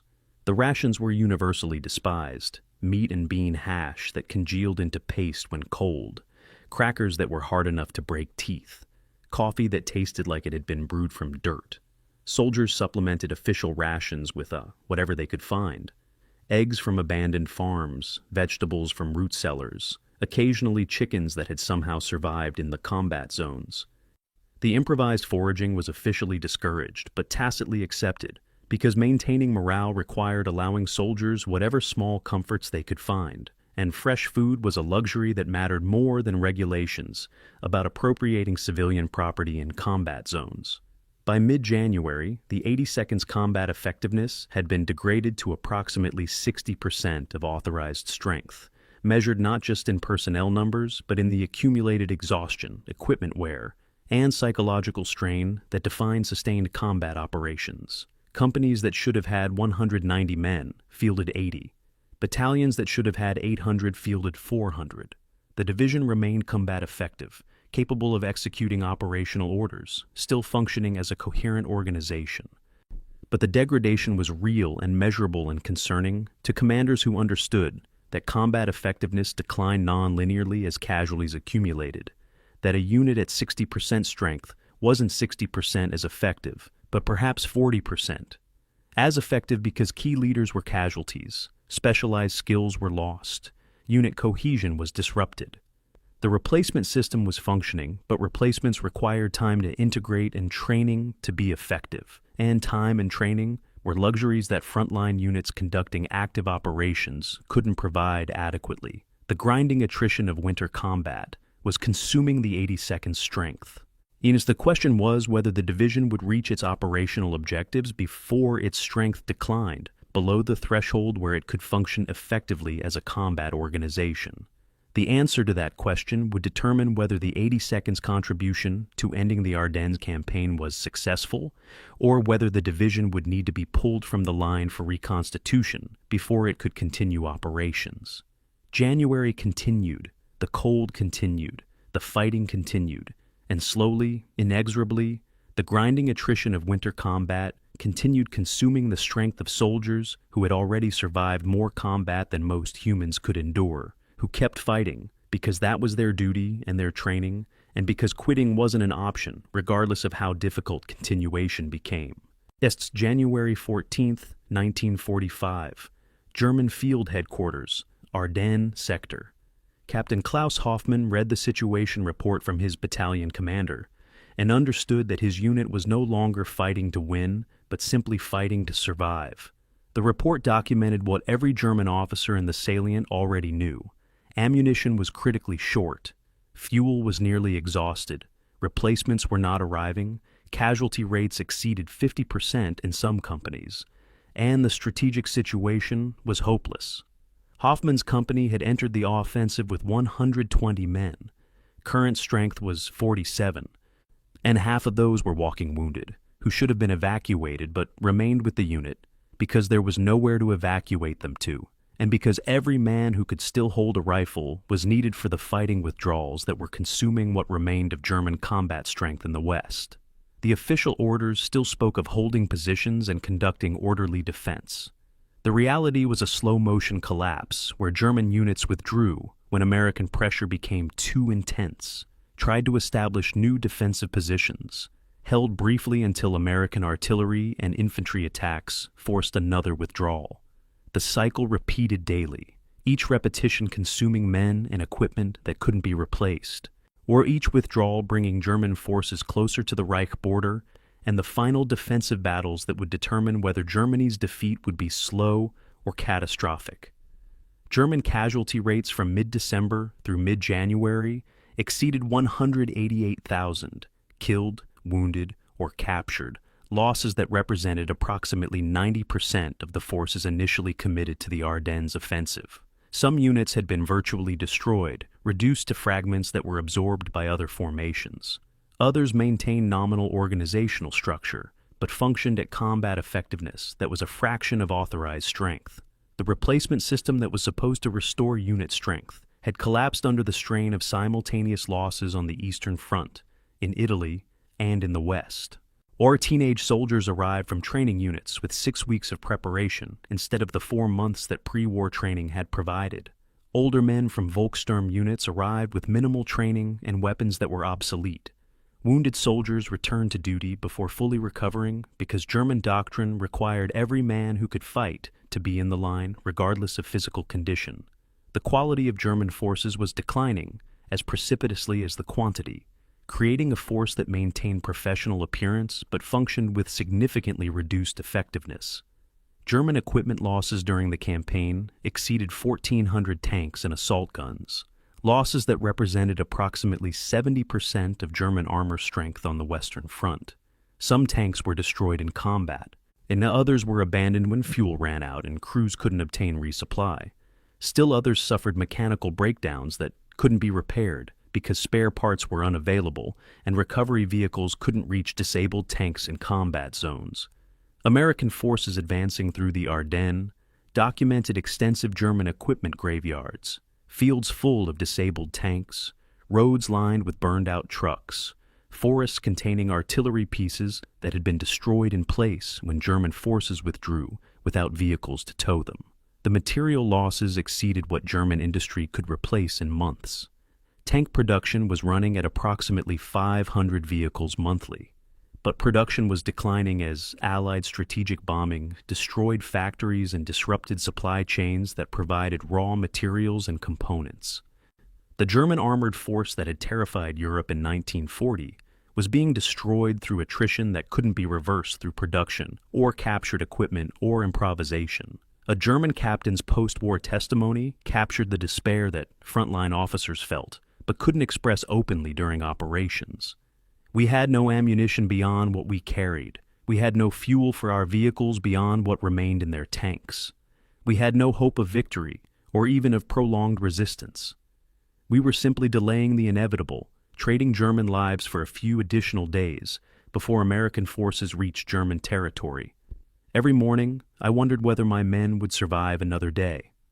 Every evening I counted casualties and knew that tomorrow would be worse because we had fewer men and less ammunition, and American pressure continued to increase.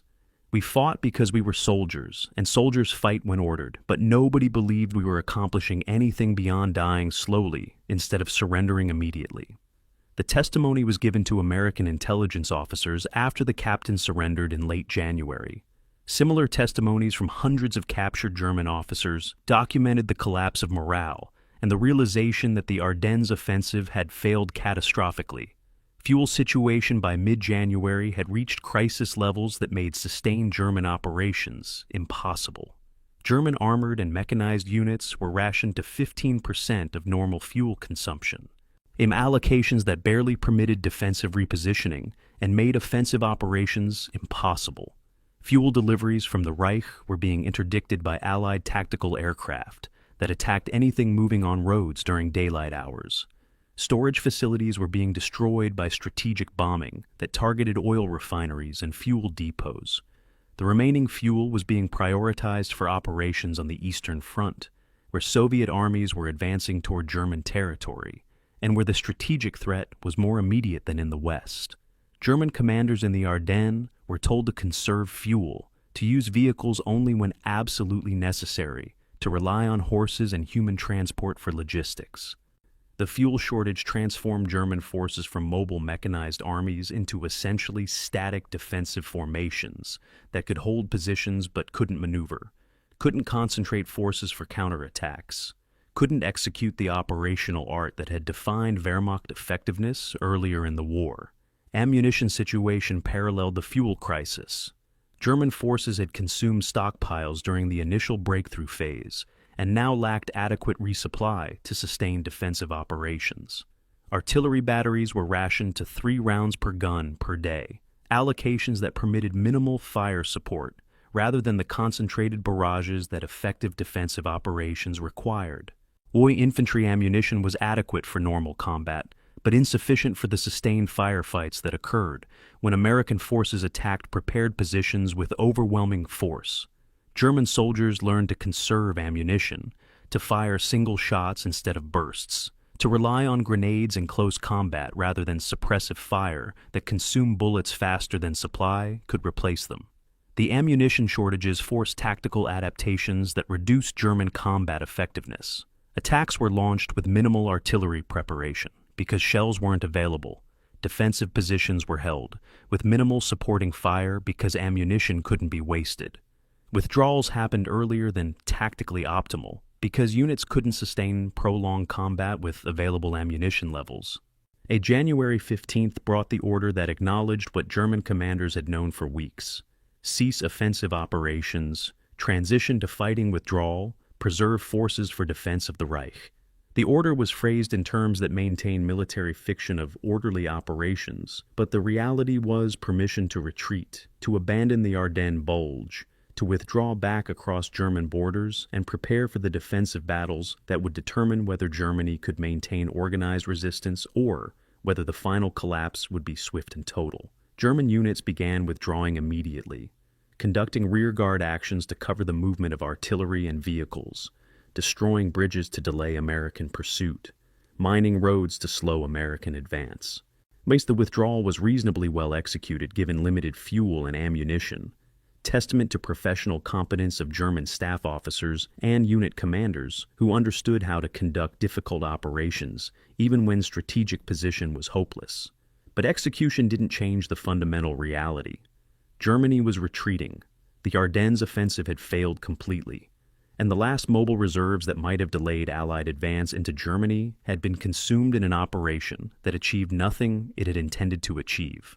American forces pursuing the German withdrawal found evidence of organizational collapse that statistics alone couldn't capture, supply dumps that had been abandoned intact because German forces lacked vehicles to move supplies during withdrawal, field hospitals where wounded German soldiers had been left behind with minimal medical care because evacuation wasn't possible, stragglers walking in small groups trying to reach German lines, surrendering without resistance because continuing to fight made no sense when the campaign was obviously lost.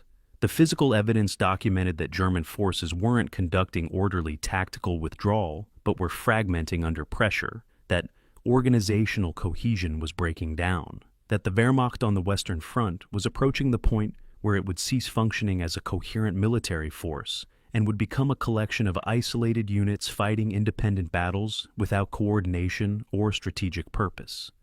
American intelligence officers analyzing captured documents and interrogating prisoners reached the conclusion that German combat effectiveness had declined to perhaps 30% of pre-offensive levels, that current casualty rates were unsustainable, that complete German collapse in the West was possible within months if Allied pressure continued at current intensity. German strategic result of the Ardennes offensive could be measured in simple mathematics. They had committed their last significant mobile reserve, approximately 200,000 men with 1,400 tanks and 3,000 guns, to an operation that consumed those forces without achieving strategic objectives. The offensive was supposed to split Allied armies, disrupt Allied logistics, a force-negotiated settlement that would allow Germany to concentrate against the Soviet threat in the East.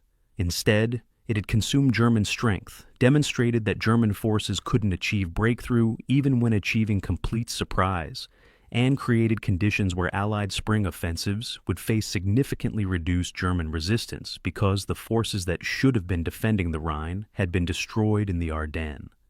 Military historians would later debate whether Hitler had any better alternatives, whether defensive strategy might have prolonged German resistance more effectively than the offensive gamble. But in January 1945, such debates were academic. Germany had gambled, Germany had lost. And now, Germany would face the consequences of committing irreplaceable forces to an operation that had failed catastrophically. The breaking point had been reached. German forces were withdrawing, and somewhere in the frozen forests of the Ardennes, the last phase of the campaign was beginning, the American pursuit that would push German forces back across the border and set conditions for the final battles that would end the war in Europe. The collapse was happening. The only question was how quickly, at what final cost, and whether Germany would attempt to negotiate surrender or would fight to the last man defending the ruins of the Third Reich. January continued. The war continued. And the inevitability of German defeat became more apparent with each passing day, as the forces that might have prevented that defeat were consumed in fighting that accomplished nothing except hastening the end that Hitler's gamble had been designed to prevent. January 25, 1945. Link-up point, Eastern Ardennes. The handshake between Major General James Gavin and Brigadier General Thomas Hickey symbolized more than a meeting of commanders. It represented the closing of a military noose that had been tightening around German forces in the Ardennes for 10 days. The junction of First Army forces attacking from the east and Third Army forces pushing from the south. The completion of a pincer movement that trapped approximately 100,000 German soldiers in a rapidly shrinking pocket with no realistic possibility of escape. The two generals stood in snow 3 feet deep, surrounded by staff officers and soldiers who understood they were witnessing a significant operational success, though most were too exhausted to celebrate. Behind them stretched the routes their respective forces had taken to reach this point. Miles of frozen roads, dozens of cleared villages, hundreds of German prisoners already being marched to rear area collection points, and the bodies of American soldiers who had died achieving the link-up. Military operations produced moments like this where strategic success could be marked by simple gestures, where commanders could acknowledge that complex plans had been executed successfully, despite friction and confusion, and the enemy's stubborn resistance. Then the moment passed, and the unglamorous work of consolidating gains and dealing with thousands of prisoners and planning the next phase of operations resumed. German surrender came in fragments rather than as a single organized capitulation. A lieutenant colonel commanding the remnants of 3 battalions approached American lines under a white flag and negotiated surrender for 10,000 men who lacked ammunition, food, and any means of continuing resistance. A captain leading 50 soldiers simply walked into an American position and asked to be taken prisoner because fighting made no sense when encirclement was complete. and individual German soldiers abandoned their weapons and surrendered to American patrols, motivated by hunger, exhaustion, and the realization that continued resistance would only prolong suffering without changing the inevitable outcome. By January 28th, approximately 100,000 German soldiers had been captured or had surrendered, removing an entire army group from German order of battle and creating a prisoner processing challenge that strained Allied logistics systems designed to handle thousands of prisoners, not tens of thousands arriving simultaneously. American forces discovering the scale of German equipment losses found material evidence of logistical collapse. 300 additional tanks and assault guns destroyed or abandoned during the final withdrawal, some disabled by mechanical failure, and others simply out of fuel and left behind when German crews retreated on foot. Artillery pieces by the hundreds, spiked and left in position because German forces lacked the vehicles to tow them. Trucks and half-tracks and staff cars scattered along every withdrawal route, abandoned when fuel ran out or when American tactical aircraft caught them in the open. Supply dumps that had been intended to sustain German operations, but which had been overrun before German forces could utilize them. The material losses represented not just equipment destroyed, but production capacity that Germany could never replace. Industrial resources diverted to weapons that had been captured or destroyed before they could contribute to German combat effectiveness. American intelligence officers calculating total German losses during the Ardennes campaign estimated that Germany had lost the equipment equivalent of approximately 12 divisions, combat power that would have been needed desperately when Allied spring offensives resumed and pushed toward the Rhine. A German soldier's perspective on surrender, documented through prisoner interrogations, revealed the mixture of relief and shame that characterized German defeat.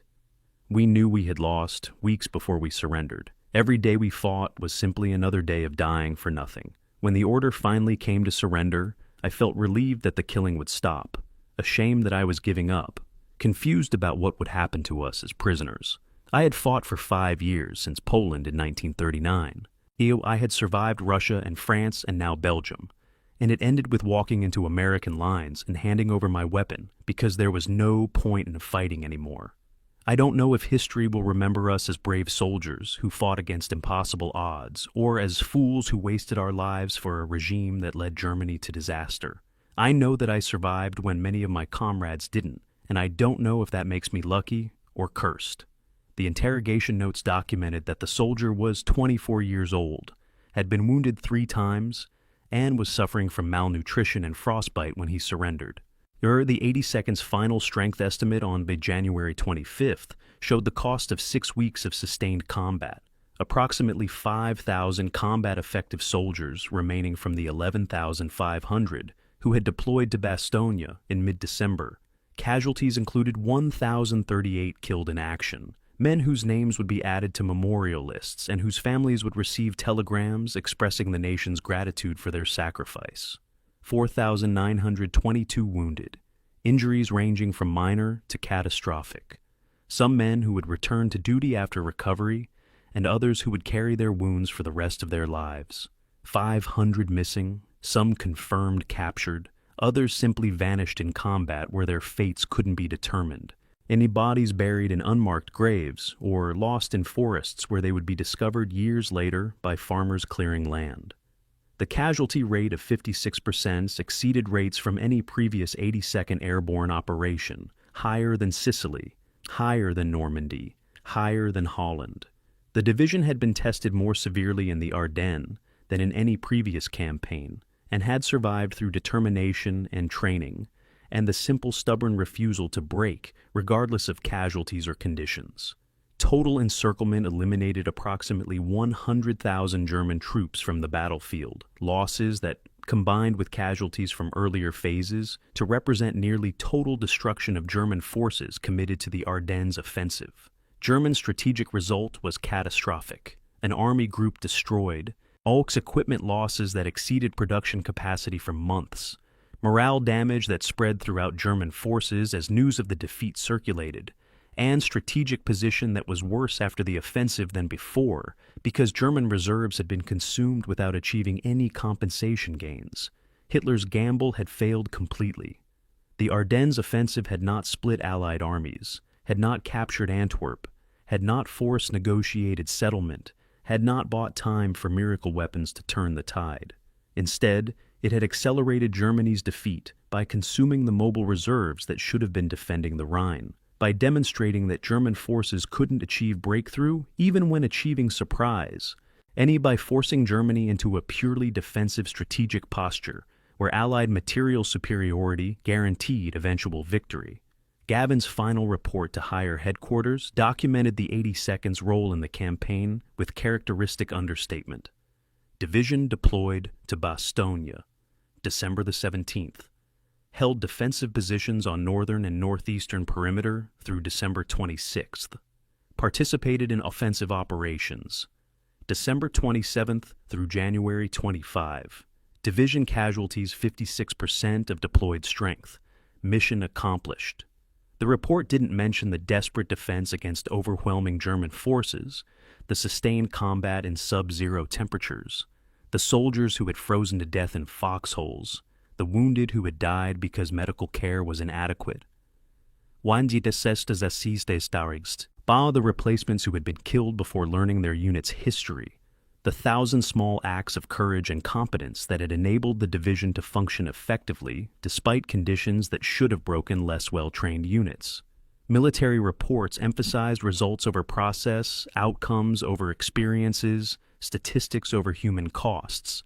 Gavin understood this, but he also understood that behind every statistic was a soldier who had endured more than should be asked of any human being who had survived or died, based on factors that were often beyond their control, who had done their duty regardless of fear or exhaustion, or the terrible knowledge that they might die in a frozen Belgian forest fighting for ground that seemed to have no particular significance beyond the fact that someone had decided it needed to be held. American total casualties for the Ardennes campaign exceeded 80,000 killed, wounded, or missing, losses that represented the largest American casualty count for any single campaign in the European theater. The campaign had lasted approximately 6 weeks from initial German breakthrough on December 16th to final encirclement on January 25th. It had consumed resources that had been allocated for other operations. It had disrupted the Allied operational timeline by forcing armies to redirect from offensive to defensive operations, and then back to offensive. It had tested American command competence, logistics systems, replacement procedures, and combat effectiveness under conditions that were among the most challenging of the entire war. The campaign had been won, German forces destroyed, the Bulge eliminated from Allied lines. But victory had cost lives measured in tens of thousands, equipment losses measured in hundreds of vehicles and thousands of tons of supplies, and time that delayed the final advance into Germany by weeks that would eventually matter when measuring how long the war continued and how many additional casualties were incurred before victory was achieved. The 82nd's next operational mission would be defensive positions along the German border, while the division reconstituted, integrated replacements, repaired equipment, and prepared for spring offensives that would push into Germany itself. But that was future planning. In the present, soldiers who had survived the Ardennes campaign tried to process what they had experienced. All tried to make sense of 6 weeks that had tested them more severely than anything in their previous experience, tried to understand whether the cost had been justified by the outcome or whether they had simply been fortunate enough to survive a campaign that easily could have destroyed them. The encirclement was complete. The Ardennes campaign was effectively over, and somewhere in the snow-covered forests of Belgium, 6,000 American graves marked the price of victory, silent testimony to the cost of stopping Hitler's last great offensive and setting conditions for the final defeat of Nazi Germany. The war continued, but this chapter had ended, and the soldiers who survived would carry the memories of what they had endured for the rest of their lives. And memories of cold and fear and loss that would define them as men who had faced the worst that modern warfare could produce, and who had somehow, improbably, survived. February 1st, 1945. Bastogne Cemetery, Belgium. The chaplain's voice carried across rows of white crosses planted in frozen ground, reading names of men from the 82nd Airborne who had died during the campaign that was now being called the Battle of the Bulge. Private James Johnson, Corporal David Martinez, Lieutenant Robert Hayes, Sergeant Thomas Crawford, Captain Robert Dale. The names continued, 1,038 of them, each representing a life that had ended in snow-covered foxholes or burning vehicles or aid stations where medical care couldn't save men whose wounds were too severe. The surviving soldiers stood at attention in formation, breath visible in the cold air, listening to names of friends and leaders and strangers who had shared their experience but hadn't survived it. Some men cried openly. Others maintained the stoic expression that soldiers learned when confronting grief that was too overwhelming to process. The ceremony was brief because extended outdoor exposure in February weather risked additional cold weather casualties. But brevity didn't diminish the weight of what was being acknowledged. That victory had cost lives. That strategic success had required human sacrifice.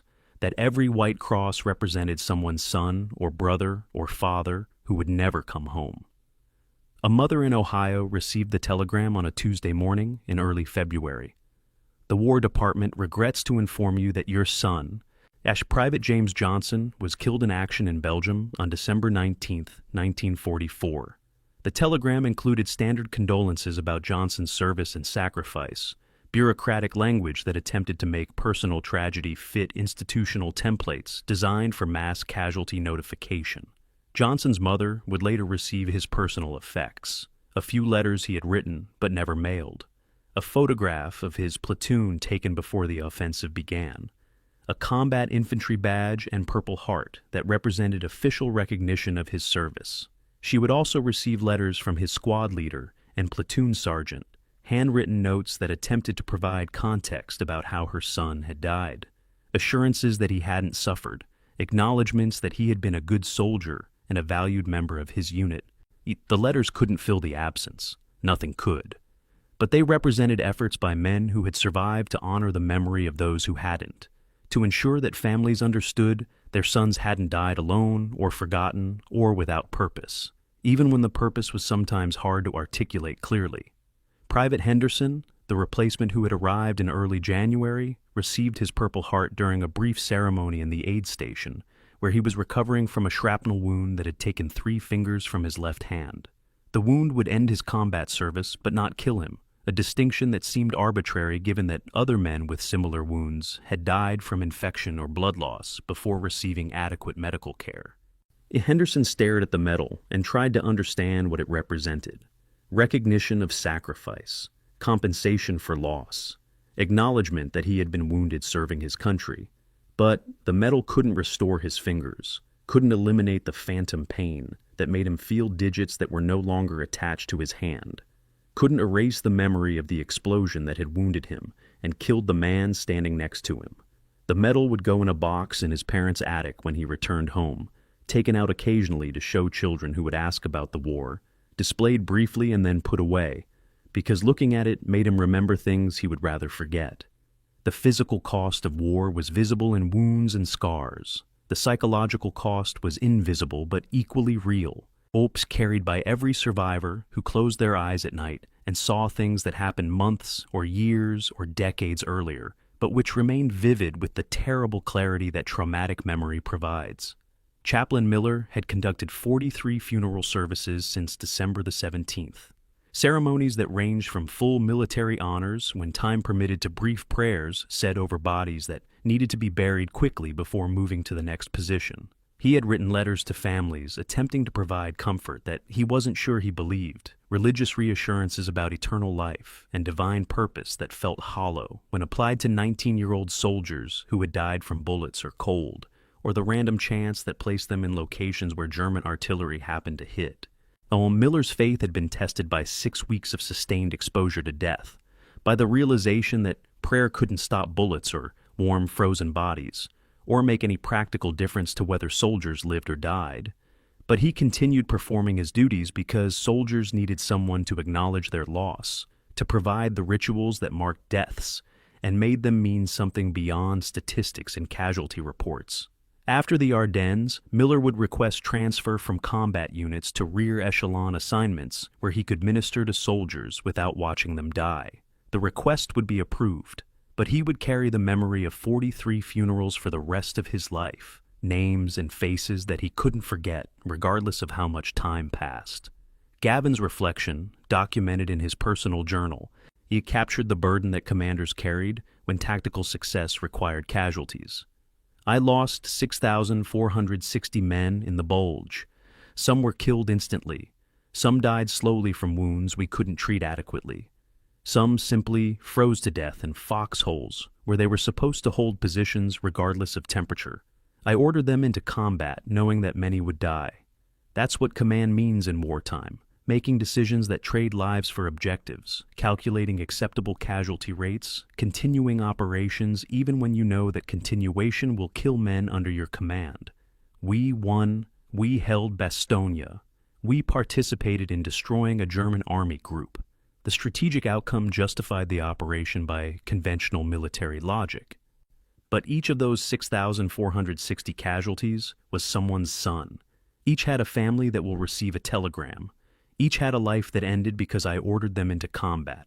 I don't know how to reconcile strategic success with personal grief. I don't know if I'm supposed to. I just know that command in wartime means carrying the weight of decisions that kill people, and that weight doesn't get lighter regardless of whether the operation succeeded.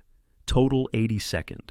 Airborne casualties for the Battle of the Bulge exceeded 6,400 when accounting for all categories. 1,038 killed in action, 4,922 wounded severely enough to require medical evacuation, 500 missing or captured. The wounded category included men with relatively minor injuries who would return to duty after brief recovery, and men with catastrophic trauma who would never function normally again. Amputations, blindness, traumatic brain injuries, burns that covered significant portions of their bodies. Medical technology in 1945 could save lives that would have been lost in earlier wars, but saving lives didn't mean restoring normalcy. Many wounded soldiers would carry their injuries permanently, would require ongoing medical care, would struggle with employment and relationships, and the simple physical challenges of living with damaged bodies. The casualty statistics represented not just immediate losses, but lifetime costs, soldiers whose service would affect everything that followed, who would approach marriage and employment and family life as men shaped fundamentally by their wartime experiences. Non-combat casualties added another 2,000 cold weather injuries and disease cases to the division's loss statistics. Men whose feet or hands required amputation from frostbite, who developed pneumonia that damaged their lungs permanently, who suffered from trench foot that left them unable to walk normally even after the immediate infection healed. These casualties were often minimized in official accounts that emphasized combat losses over environmental injuries. But from the perspective of soldiers who experienced them, cold weather casualties were as devastating as combat wounds, removing men from their units, ending their combat service, creating permanent disabilities that would affect their entire lives. The Army's official position was that adequate cold weather precautions would have prevented many of these injuries, that soldiers who followed proper procedures for foot care and warming could avoid frostbite and trench foot. The reality was that proper procedures were often impossible to follow in combat conditions, where maintaining defensive positions required staying in frozen foxholes for days without rotation, where dry socks and warming facilities were luxuries that frontline units couldn't access, where survival meant accepting cold weather injuries as the price of maintaining defensive positions. Replacement losses during January told a particularly tragic story. Of the 3,000 replacements who joined the 82nd during the campaign, approximately 800 became casualties before they could be fully integrated into their units, killed or wounded before they learned the practical skills that separated survivors from statistics, before they understood how to function in combat effectively. The replacement casualty rate was significantly higher than the veteran casualty rate, confirming what experienced soldiers already knew. Combat had a learning curve, and learning took time that replacements didn't always have. Some replacements arrived and died within days, killed in their first firefight or by their first exposure to German artillery. Others survived long enough to gain some experience, but were wounded before becoming truly effective soldiers. The few who survived and learned became the veterans who would train the next group of replacements in an endless cycle that continued until the war finally ended and the killing stopped. Long-term impact on surviving paratroopers couldn't be adequately assessed in February 1945 because the concept of PTSD didn't exist, and because the war was still continuing, and because soldiers were expected to process their experiences internally rather than seeking external support. But decades later, researchers studying veterans from the Battle of the Bulge would document that over 90% reported lasting psychological effects. Nightmares about combat experiences, anxiety reactions to loud noises that reminded them of artillery, difficulty forming close relationships because everyone they had been close to in combat had died. At survivor guilt about living when so many others hadn't. The psychological cost of the campaign would persist long after physical wounds healed, affecting marriages and employment and mental health in ways that the soldiers themselves often couldn't articulate clearly. The generation that fought World War II was often characterized as stoic and uncomplaining about their service. But stoicism didn't mean absence of psychological impact. It meant carrying that impact privately, struggling with memories and emotions that had no adequate outlet in a culture that valued strength over vulnerability, and which expected veterans to simply move on rather than dwelling on wartime experiences. February 1st, 1945, marked approximately 6 weeks since the campaign began. Bastogne had become symbolic of American determination. The town's defense frequently referenced in newspaper accounts and military reports as proof that American soldiers could stand against overwhelming odds and prevail. The 82nd's role was acknowledged in official dispatches and would eventually be documented in unit histories and campaign analyses. But for the soldiers who had actually fought there, Bastogne was less about symbolism than about specific memories. The weight of equipment carried through snow, the sound of German artillery, the faces of friends who died, the taste of cold rations eaten in frozen foxholes, the feeling of fear and exhaustion, and the desperate hope that you would survive one more day. The symbolic importance would be constructed later by historians and journalists and politicians who needed the campaign to mean something beyond the brutal reality of 6 weeks in winter combat. The men who fought there didn't need symbolism. They needed warmth and rest and some way to process what they had experienced. They needed to understand how to continue living when part of them had died in Belgian forests. They needed to reconcile the pride of having survived with the guilt of surviving when others hadn't. The price of victory was measured in white crosses planted in frozen ground. It was measured in telegrams that would arrive at homes across America announcing deaths. It was measured in wounded men who would carry their injuries for life. It was measured in psychological trauma that wouldn't be recognized or treated adequately for decades. The 82nd had won. The strategic outcome justified the operation. But 6,460 soldiers had paid the price for that victory, and their sacrifice would resonate through families and communities for generations. A reminder that military success always comes with human cost that extends far beyond the battlefield where the fighting occurred. November 10th, 1994. Bastogne, Belgium. 50th anniversary. Private James Johnson would have been 70 years old if he had survived. Instead, his name was engraved on a memorial stone in Bastogne, alongside 1,037 other 82nd Airborne soldiers who had died during the winter of 1944 and 45. His sister, now 68 herself, stood before the memorial with her children and grandchildren, trying to explain what her brother had died for, why this small Belgian town mattered enough that thousands of young men had frozen or bled to death defending it. The explanation was difficult because the strategic rationale, controlling road networks to prevent German breakthrough, felt abstract compared to the concrete reality of a 20-year-old who had been killed by artillery fire on December 19th, 50 years ago. Her children listened politely and asked appropriate questions, but she knew they couldn't really understand that the distance between 1994 and 1944 was more than chronological, that the world her brother had died in was fundamentally different from the world her grandchildren inhabited. The memorial was important. The pilgrimage to Bastogne was important. But nothing could bridge the gap between memory and lived experience, between honoring sacrifice and truly understanding what that sacrifice had cost. An 80-year-old veteran stood touching a statue of an American paratrooper, his hand trembling not just from age, but from emotion that had accumulated over 5 decades. He had been here in 1944, had held defensive positions north of town, had watched friends die in circumstances that he could still remember with painful clarity. The Bastogne he remembered was frozen and burning, filled with the sounds of artillery and small arms fire and wounded men calling for medics. The Bastogne of 1994 was peaceful and prosperous, rebuilt after the destruction, made populated by people who had been born decades after the battle ended. The contrast was disorienting. He appreciated that the town remembered, that memorials had been erected, that ceremonies acknowledged American sacrifice. But he also felt the distance between memory and commemoration, between what had actually happened and how it was being remembered. The ceremonies emphasized heroism and determination. His memories emphasized fear and cold, and the arbitrary nature of survival, where men who did everything right still died, while others who made mistakes survived. Both versions were true, but they described different aspects of the same experience, and the gap between them felt unbridgeable.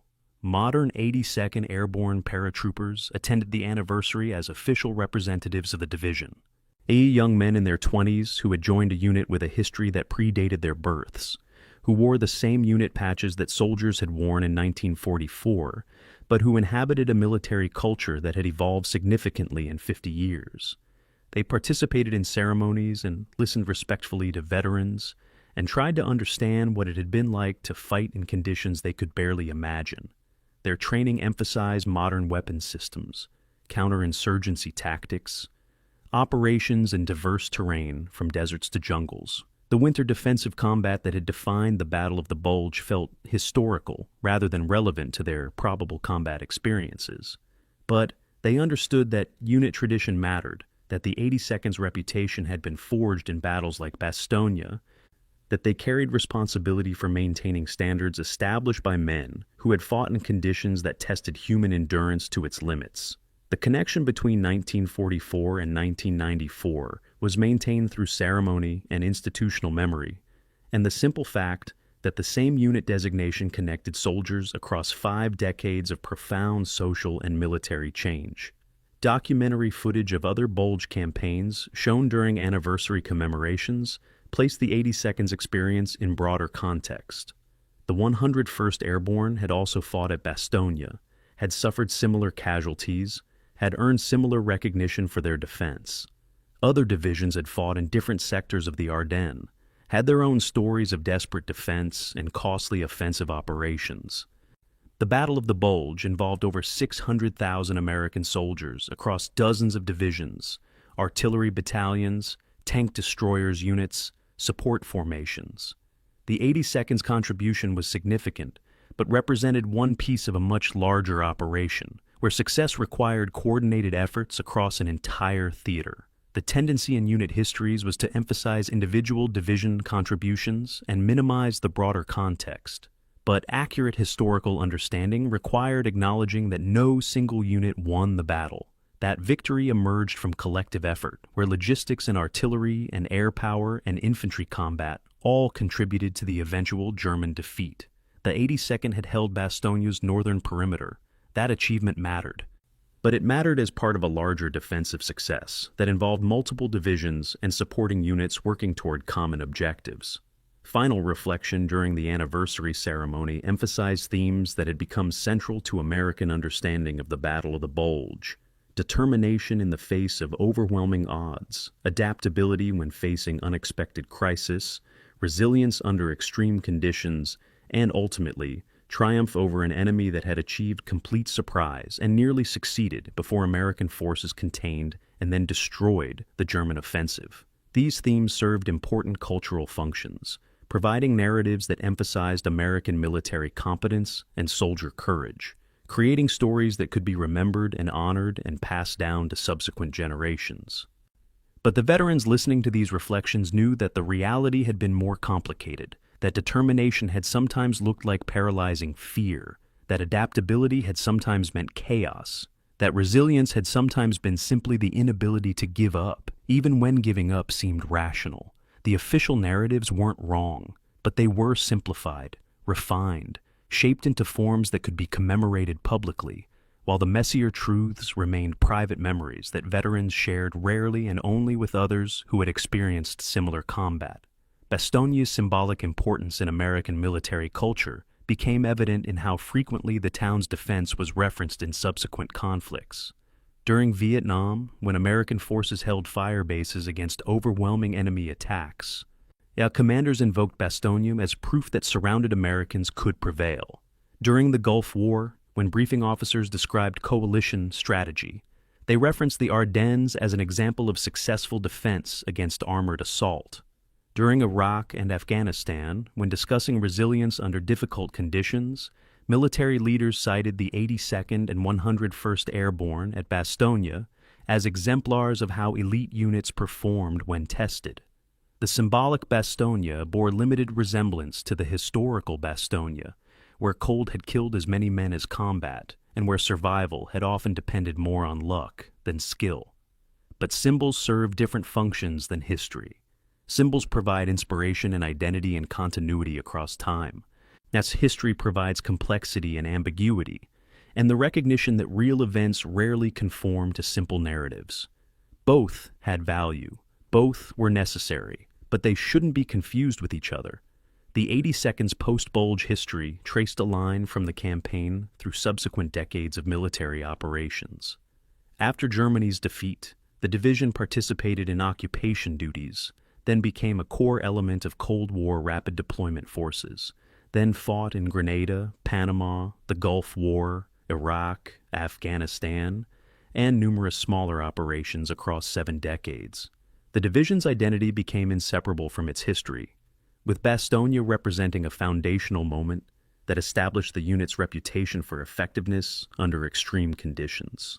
Soldiers joining the 82nd in the 21st century learned about Bastogne during their orientation, studied the campaign in professional development courses, understood that they were joining a unit whose standards had been established by men who had fought in conditions that tested human limits. The connection between past and present was maintained through institutional memory, through ceremonies and memorials, through the simple fact that the same unit designation connected soldiers across time, even as weapons and tactics and the nature of warfare evolved dramatically. Military studies of the Battle of the Bulge emphasized multiple lessons that remained relevant decades after the campaign ended. The importance of logistics in sustaining operations when supply lines were disrupted. The value of small unit leadership when higher headquarters lost contact and soldiers had to function independently. The reality that tactical surprise was always possible regardless of intelligence capabilities, that complacency represented a constant danger, that assumptions about enemy capabilities could prove catastrophically wrong, the recognition that soldiers who were adequately trained and properly led could absorb casualties and continue functioning, even under conditions that seemed overwhelming. These lessons were documented in staff college curricula, discussed in professional military education, incorporated into doctrine that shaped how American forces trained and fought. The Bulge became a case study, an example that could be analyzed for insights about defensive operations, coalition warfare, logistics management, and leadership under crisis conditions. The academic study of the campaign served different purposes than personal memory, emphasizing patterns and principles rather than individual experiences, seeking generalizable lessons rather than preserving specific details. Historical interpretation of the Battle of the Bulge evolved significantly between 1945 and the 50th anniversary in 1994. Initial post-war accounts emphasized dramatic narratives of heroic defense and crushing German defeat, celebrating American success while minimizing the reality that German forces had achieved complete surprise and had nearly succeeded in splitting Allied armies. By the 1960s and 70s, historians began acknowledging Allied intelligence failures, examining why warning signs had been missed, assessing whether the crisis could have been prevented through better analysis of German capabilities. By the 1980s and 90s, scholarship had shifted toward more nuanced understanding that acknowledged both American success in containing the German offensive and the significant costs that success required, recognizing that the campaign represented neither unqualified triumph nor near disaster, but but rather a complex operation where both sides made mistakes and where the eventual outcome reflected material advantages more than tactical brilliance. The evolution of historical understanding demonstrated that what we remember about events changes over time, shaped by subsequent experiences, influenced by shifting cultural values, and refined by access to documents and perspectives that weren't available immediately after events occurred. What American military culture learned from the Battle of the Bulge that remained applicable decades later centered on several key insights. First, that elite units justified their existence not through normal operations, but through crisis performance. That the investment in creating highly trained formations like the 82nd Airborne paid dividends when those units faced situations that would break less prepared forces. Second, that logistics ultimately determined operational outcomes more than tactical skill, that the most brilliant combat leadership couldn't compensate for inadequate supplies. That American advantages in industrial production and supply chain management represented strategic capabilities that enemy forces couldn't match through tactical excellence.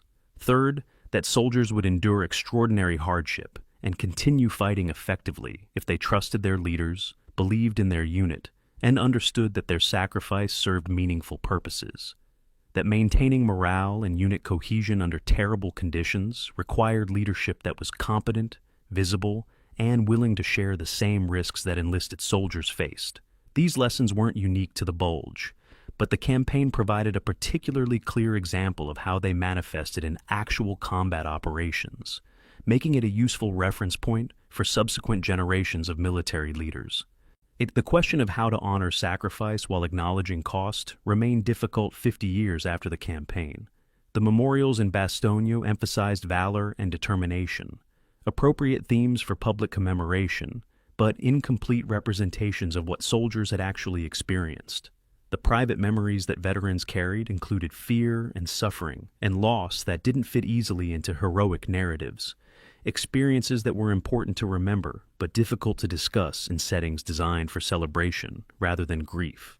The tension between public commemoration and private memory was never fully resolved. Ceremonies acknowledged sacrifice and expressed gratitude, but gratitude couldn't restore lives, couldn't eliminate the pain that families carried, or couldn't answer the question of whether the specific objective of holding Bastogne had been worth the specific costs of 6,000 American casualties.